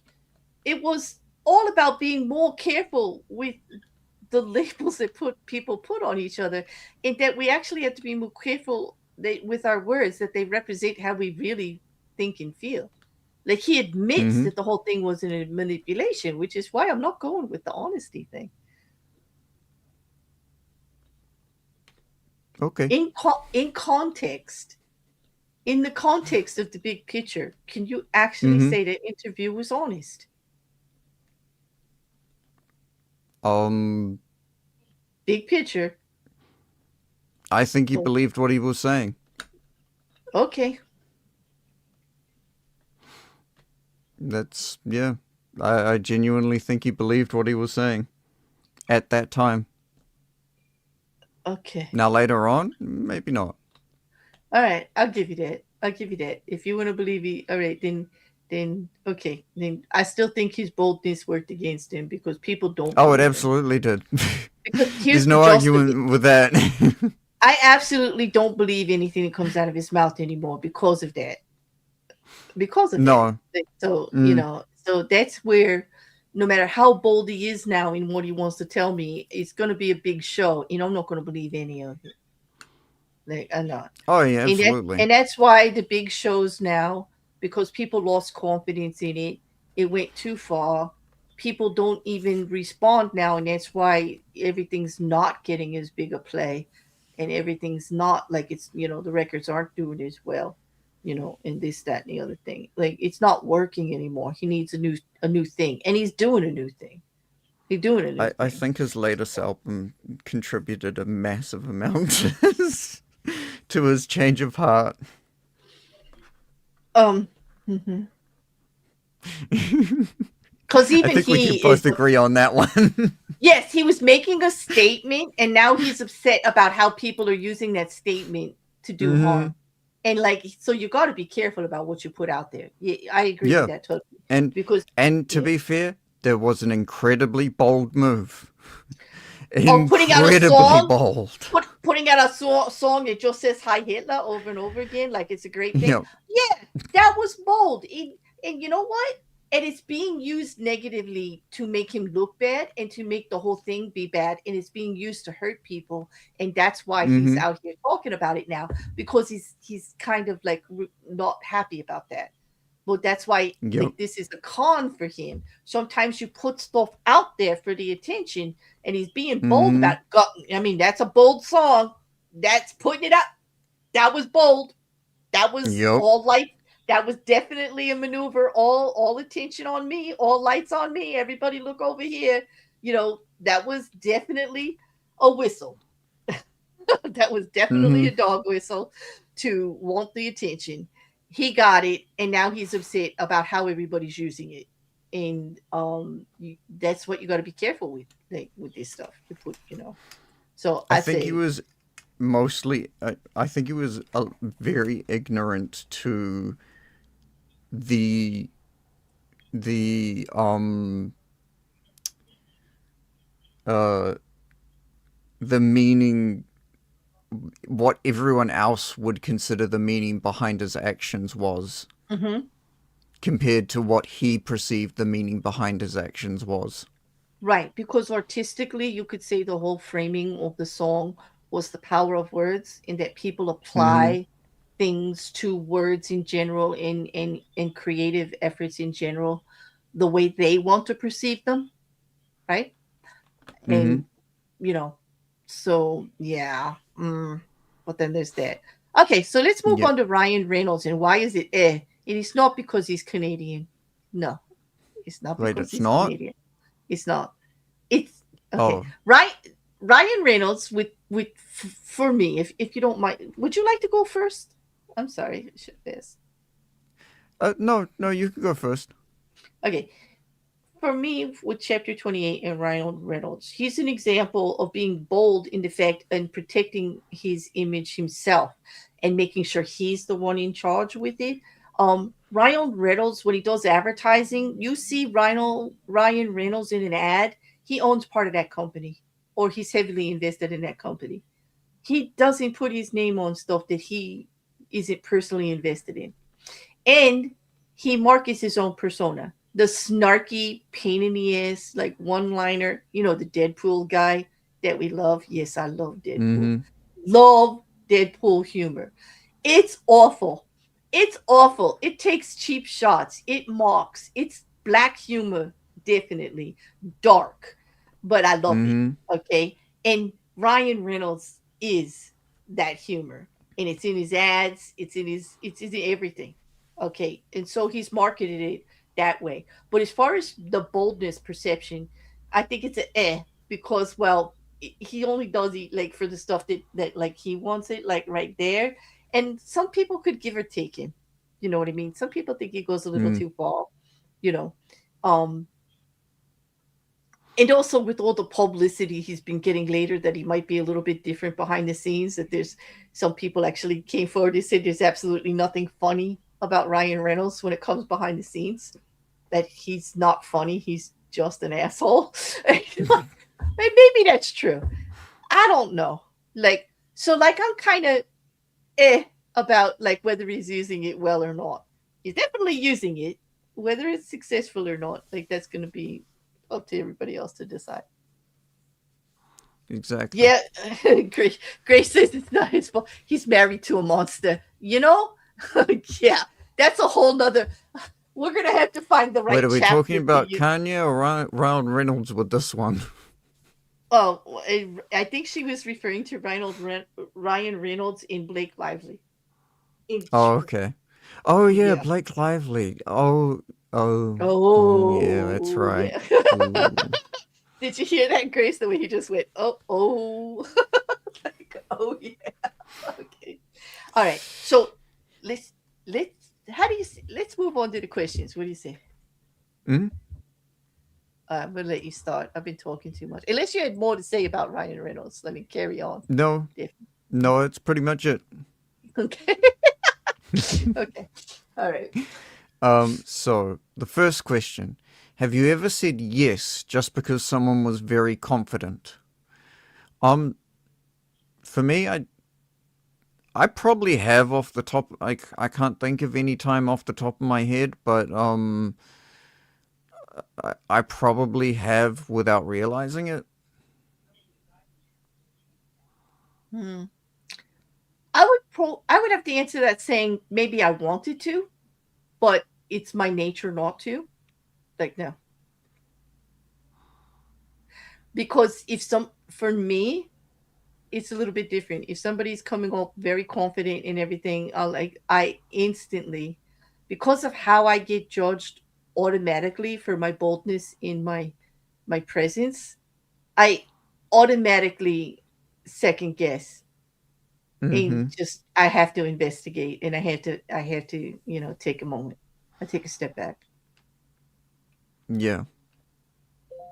Which is what I wish a lot of people would do instead of just accusing me of Absolutely. bulldozing.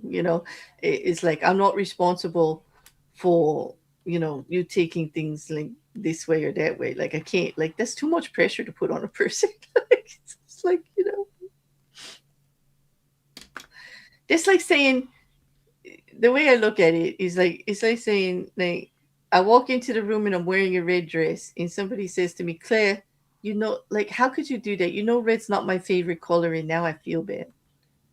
I'm just like, don't drop that shit at my feet. Like, don't. It's not my That's not my. Sounds like a you thing. Sounds like a you problem. Is what I want to say. Exactly. If me just showing up makes you feel bad, you got some self reflection to do. That's a little bit. That's all I want to say. It's so, but so like, if somebody is coming up very, very confident, I automatically think they're trying to sell me something. And I don't like salesmen, and so I automatically take a second thought. So it doesn't happen often with me, but I can say that I have been schmoozed by personas though. I mean, I have like fell like, in friend with someone immediately because of their persona of being overly of confident and charming and funny, and I'm like, yep, we're friends now.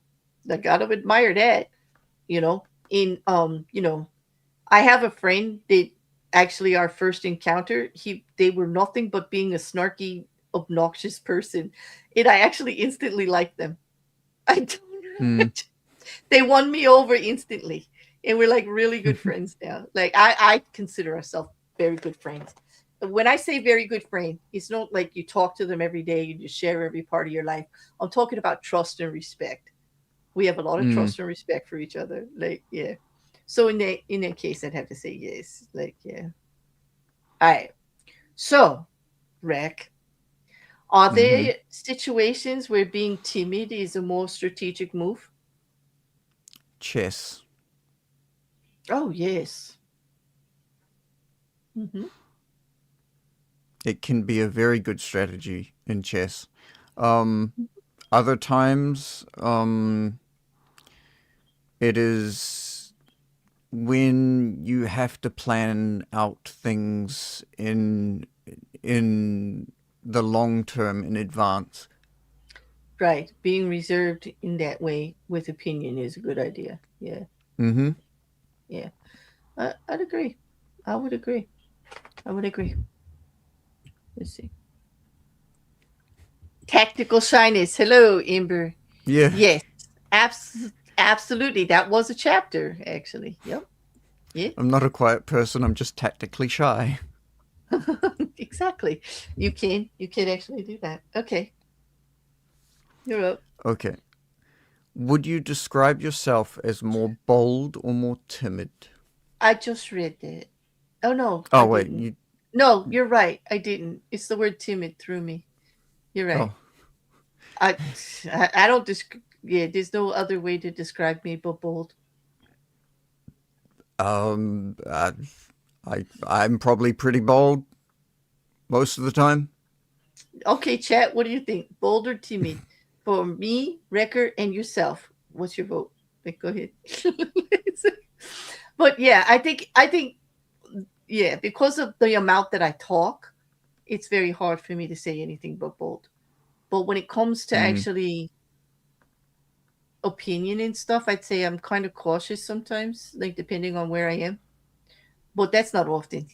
Like if I have something to say, I say it. If it's my thought, I process everything orally, like out loud. That's how I process stuff. So yeah, and not quiet. So I don't think you could put timid on me, really. no, yeah. Although you kind of have to be a little bit bold to get up here and speak your mind in general. So Yeah, you have to I be a think little it bit. What's that you tell me every day? You have to be a little bit crazy to have a YouTube channel. In I have to agree with you. You do. absolutely you have to have a few screws that are rattling around, in not just your head. And I love many people with YouTube channels, and we could all organize against you on that. But I think you know what you're talking about there. You have a YouTube channel yourself, so you know what it You takes. You know what you got to you do. wouldn't And you yeah, wouldn't be able to organize against me. I'd hear you all jingling from a mile away. okay, all right. Let me just check the chat before I read number 4. Bold of you to declare your boldness so boldly. Yes. Let's see. Bold for me, bold for Claire. I don't know Rekkr as well, so I'm not sure. Okay, that's fair. Fair. Claire, bold. Rekkr, bold. Me, 50-50. I would agree. Scene. I would agree. I would agree. Claire is bold. Rekkr seems cautious. I'm a bold introvert. You're right, because when you have something to say and you're confident, Grace, you're very confident. I agree. But she's also not one to put herself in the middle of it. So the introvert, I can see. Very good answer, Mm-hmm. Grace. Very. You all have some good self reflection. I see that with Sin too. I've had conversations, even with politics and all that with Sin. Like you can 50-50. Yeah, 50-50, definitely. Yeah. Well, Jenny, I hope you get to know Rekkr a little bit better. He's funny. He's funny AF. He definitely, you guys would get along great. Yeah. So okay, next question. Okay, so I have number 4. Right? Do you trust? No. Do influencers use some of the same tactics described in Law 28? 100%.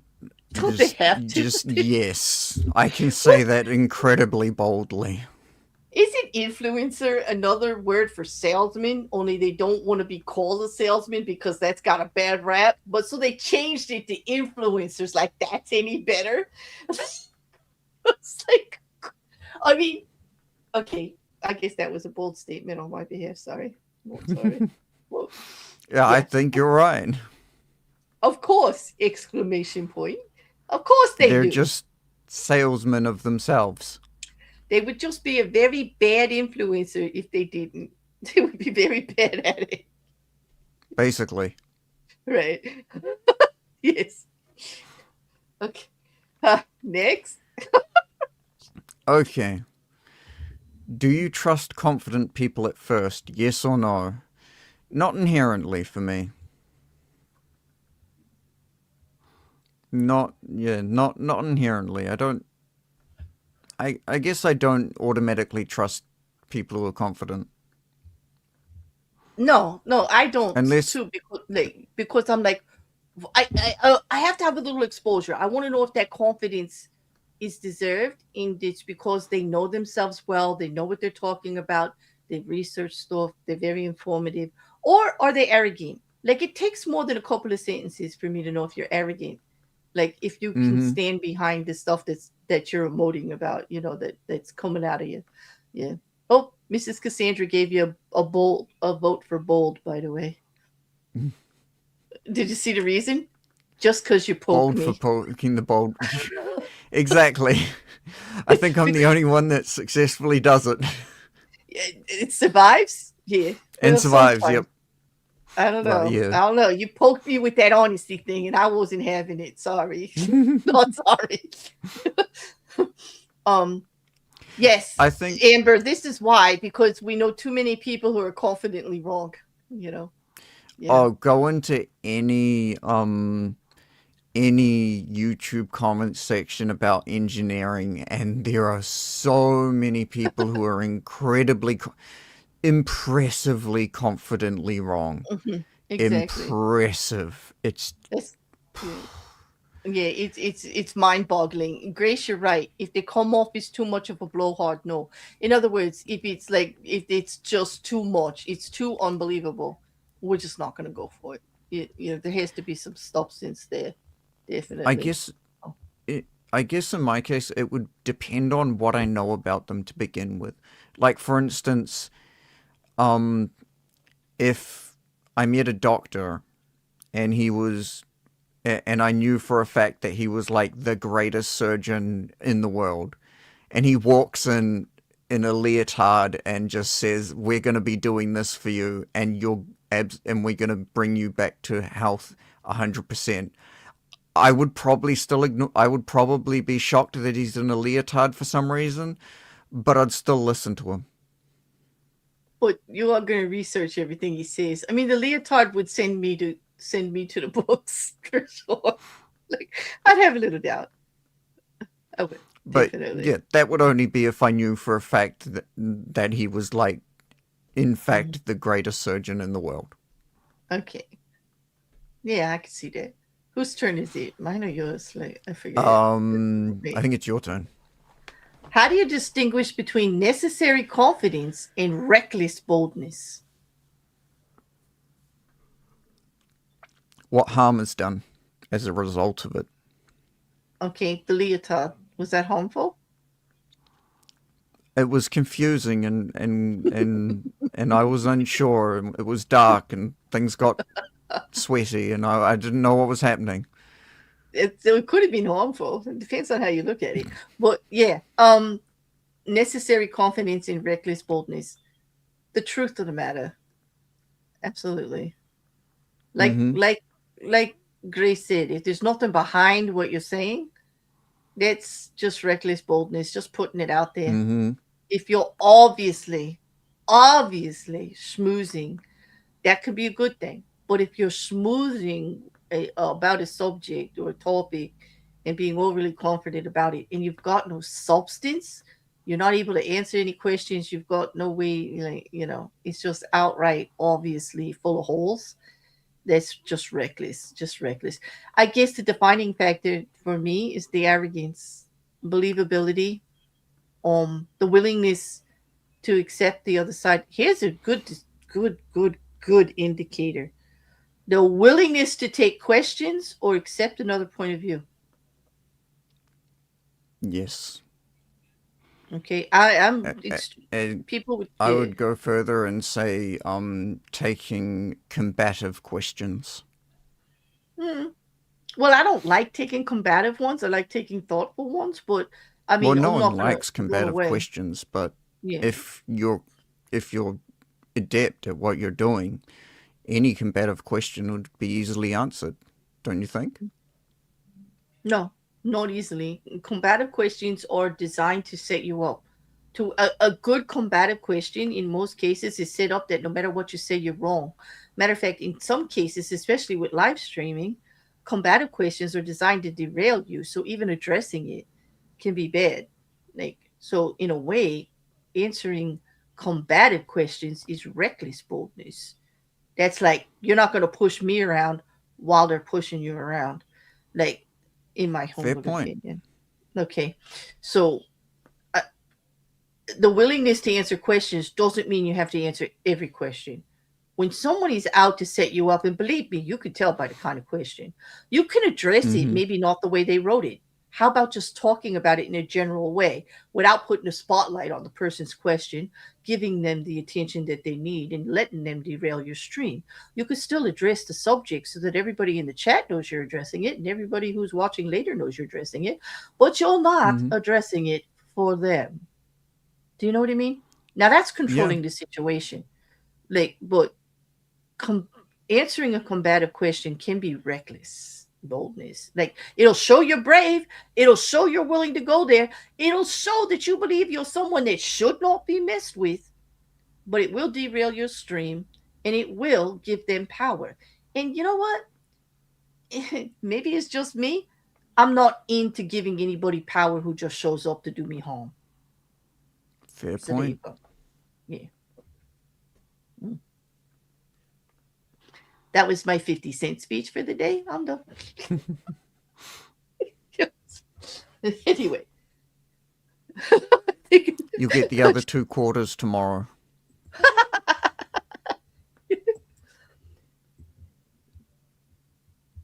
Okay. To me, a confident bold is understated. If it's too showy, that's a red flag. Exactly. I hear you on that. I hear you on that. I do. Have a good one, Amber. Thank you for coming by. Okay. Yep. So I think you're up next, yeah? Hmm? Yes. Which one are we up to? Is very confident. Yeah. Can you think of a public figure who uses this law well? Besides the two we mentioned, the three we mentioned, Mm-hmm. um, hmm, Lady Gaga. Neil deGrasse Tyson Yes, there you go. and Yeah, Bill Nye. Bill Nye. Yeah, he's pretty bold. He Mm-hmm. doesn't look like he would be, but he's actually he owns his nerdiness 100%. He's very bold in presenting it that way. Yeah. Mm-hmm. Mhm. The Yeah. funny thing is, he's actually the perfect example of someone who's deceptively bold as well as just being bold, because he's not Mhm. actually a scientist, contrary to what a lot of people believe. He's an engineer. And yet we all believe he's a freaking scientist, don't we? Because he's Yep, Bill Nye the Science Guy. yep. Oh, And shit. it's actually incredibly well worded that they call him Bill Nye the Science Guy, not Mm-hmm. Bill Nye the Scientist. Mm-hmm. Absolutely. And I agree, Jenny. She's amazing. And it's because, like, when she's putting something out, I mean, she makes sure all attention is on her. Everything she does is a performance in an event. Like, she shows up to the awards in a meat dress. Like, seriously. Like, she makes sure everything is an event in a presence, but she doesn't do it too much. The meat dress might have been too much, but it's definitely she does everything with boldness. With she's in it all. There's no doubt that that woman does not put 100% into everything that she's doing. Everything. You know what In- would have made the meat dress just like taking the meat dress to the next level? If she brought like a one of those grill presses, and as the show was going, just he she would pull off a piece of meat and grill it and give it to someone. That would have just that would have been amazing. okay, Jenny. See what I mean? See what I mean? I just can't with you today. I just no. Okay, okay. I mean, it would have been something for sure. I, I, I don't know. I don't know about amazing. Uh, do you think boldness is honest or manipulative? Why?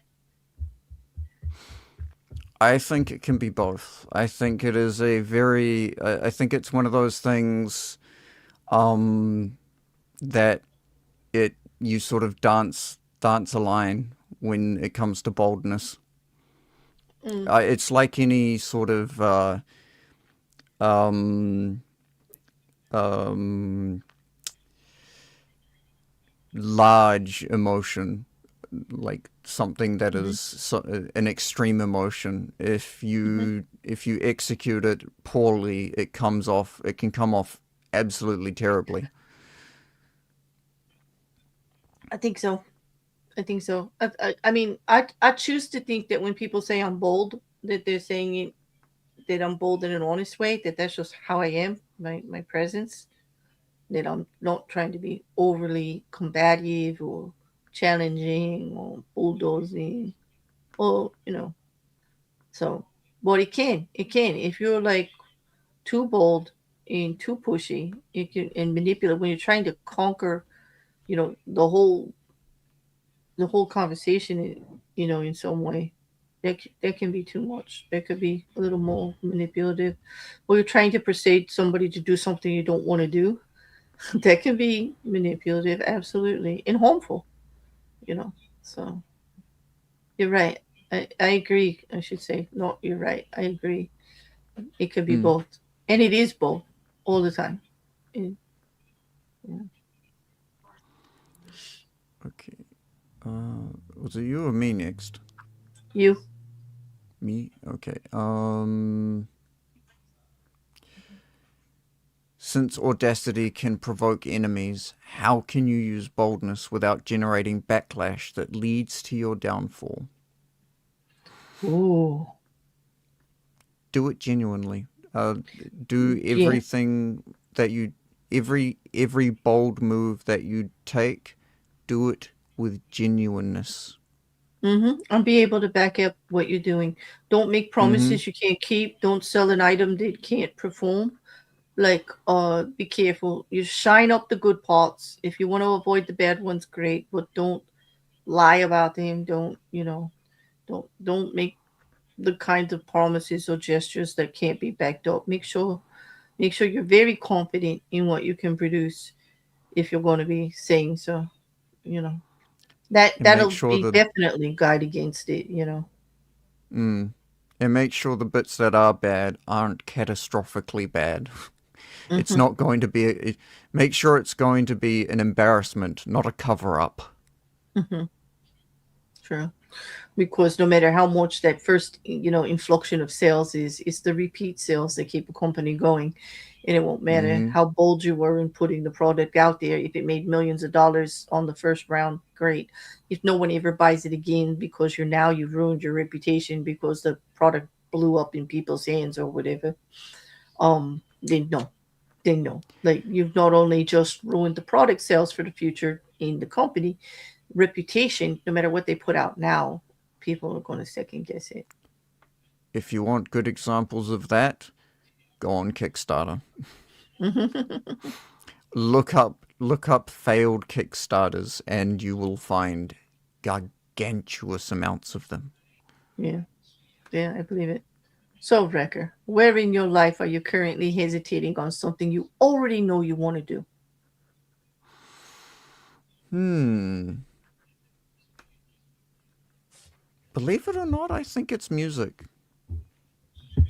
Really? Because you do music every day.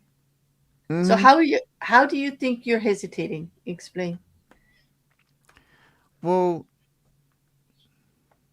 I guess I haven't really approached it as a all or nothing kind of thing because of how dangerous doing something like that can actually be. Music? Dangerous? Yeah. So what do you Well, mean? absolutely. If you try and like if I flew to New York and tried to make it big there, Oh, you mean there's like giving up everything to just focus yeah, on just like like true all abandoning or everything. nothing, Oh yes. reckless abandonment, going in high. Yeah. Okay, I can see that. So you think that because you're in university and because you only focus a part of the day on music, that's hesitating. Yes and no. In a I way, mean, yeah. in a way, yeah. But there's real life too. Like, who can? I mean, Mm-hmm. there are plenty of rags to riches stories. It makes a great story, right? I packed up everything. I didn't have a job, and I hit the streets of New York. No job, nowhere to live, nothing to do, and you think you're going to be a star. Okay, there's a What there's there's a billion stories to one success. the Seriously, those are what the odds. Yeah. the thing that really threw me off, and this is something that I learned. I wouldn't say recently, but I mean it's recently as in like the last 5 or 6 years.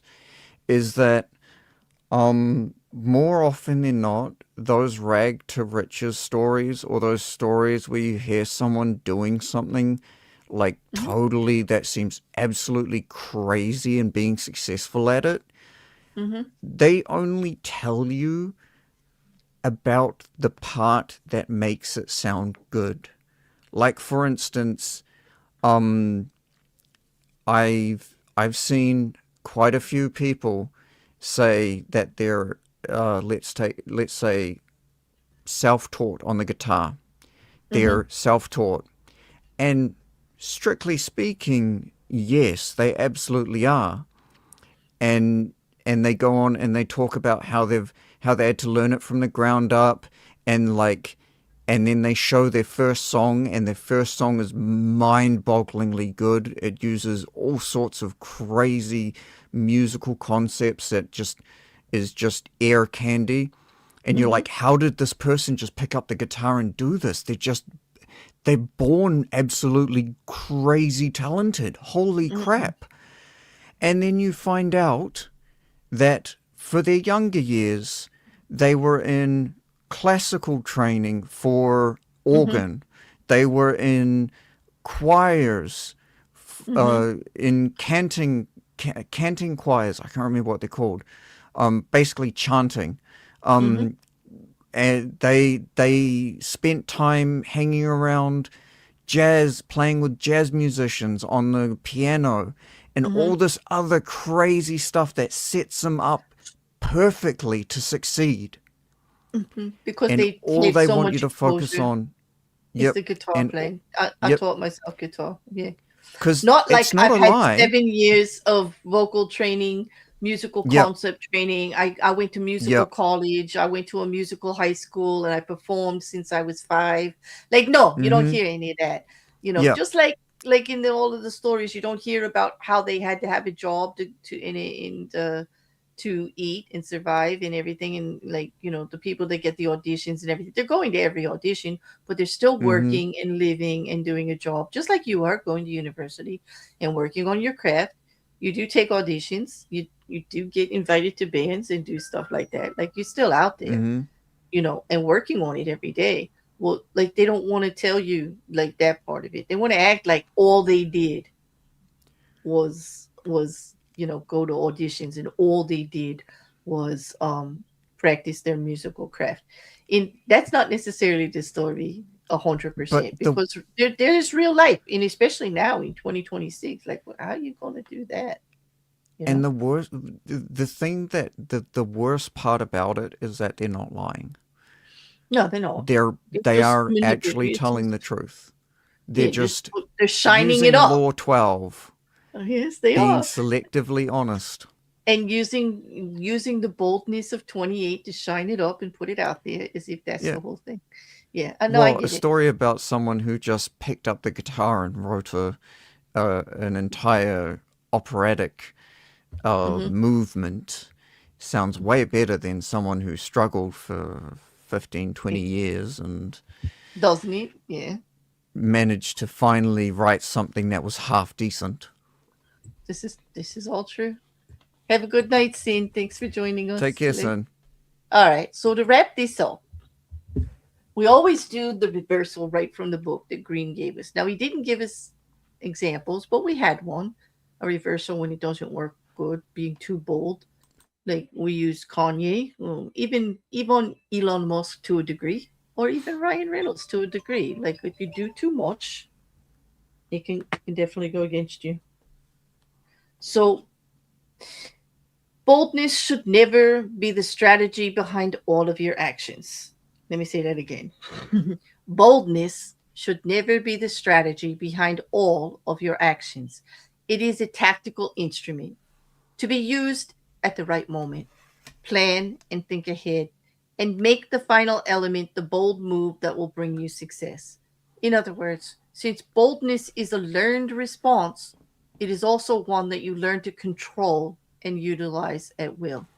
To go through life armed only with audacity would be tiring and also fatal. You would offend too many people, as it is proven by those who cannot control their boldness. One such person was Lola Montez. Her audacity brought her triumphs and led her to the seduction of the king of Bavaria. But since she could never rein in her boldness, it also led to her downfall. In Bavaria, in England, wherever she turned, it crossed the border between boldness and the appearance of cruelty, even insanity. Ivan the Terrible suffered the same fate. When the power of boldness brought him success, he stuck to it, to the point where it became a lifelong pattern of violence and sadism. He lost the ability to tell when boldness was appropriate and when it wasn't. Timidity has no place in the realm of power. You will often benefit, however, by being able to feign it. At that point, of course, it is no longer timidity, but an offensive weapon. You are luring people in with your show of shyness, all the better to pounce on them boldly later. That came up earlier. I think it was Ember brought it up. Yeah. Tactically shy. Yes. Mm-hmm. Hmm. Take the back seat to let them show all their cards and then do what you will. Yeah. Listen, there's lots in these laws. I will say that. But there's Absolutely. lots to go by. But as far as bringing this one into like everyday life, I think it was a success. What do you think? Mm-hmm. Yeah. I think this is probably one of the easiest laws to follow in general life, in everyday life. Hmm. Yeah, I The think. the closest thing to a negative is just don't let it turn into arrogance. Hmm. That's it. Like, yeah. You got to do it well enough that people don't see through it too. It's got to be believable. Boldness has to be believable. It can't just be like the snake oil salesman. Mm-hmm. Yeah, Unless you want to move every other day. yeah, true, true, so true. So, what do we have coming up next week for them? This was such a lovely one. Like, what are you going to torture me So with next week? the next one is one that I should really work on myself. Oh, okay. Law 29. Plan all the way to the end. Oh, I'm good at this one. Yeah, I figured you would be. Okay, all right. Yeah, I could get behind this one. Yes, but there's Mm-hmm. such a thing. Plan all the way to the end, but I'd have to say you got to be ready for the monkey wrench, like, because it's always going to happen. Like, yeah, I live by the saying, hope for the best, prepare for the worst. absolutely. It's the preparation that I kind of get into. Like, I like that. Like, yeah. Mm-hmm. Hmm. All right. On that, I guess we're going to wrap it up. We went a little longer. Thank you so much, everybody who joined us in the chat and helped with the conversation to keep it going. Those of you that are looking on later, meet us in the comments and let us know what you thought. I do appreciate Absolutely. every single one of you, live or replay. I appreciate every single one of you. And we'd like to hear from you, wouldn't we? Mm-hmm. Hmm? So Yeah. I'm going to give you last words. I talked a lot. Last words? Um, well, uh, if you do manage to lift a mountain, aim for the enemy's city, not your own. Oh, back to Hercules. I think I like it. I think I like it. Okay. All right. Well, thank you so much, everyone. Don't forget to like, share, and if you haven't already, subscribe so you know when we're coming back again. Although for this series, we'll see you next Saturday, 6 o'clock Eastern Standard Time. That's if I can get Rekkr to get through that chapter. It's like, I'll be taking notes. hey, it'll be a good one. Maybe. Yeah, we'll learn something. All right. Thank you, everyone. Have a good night. Cheers. See you.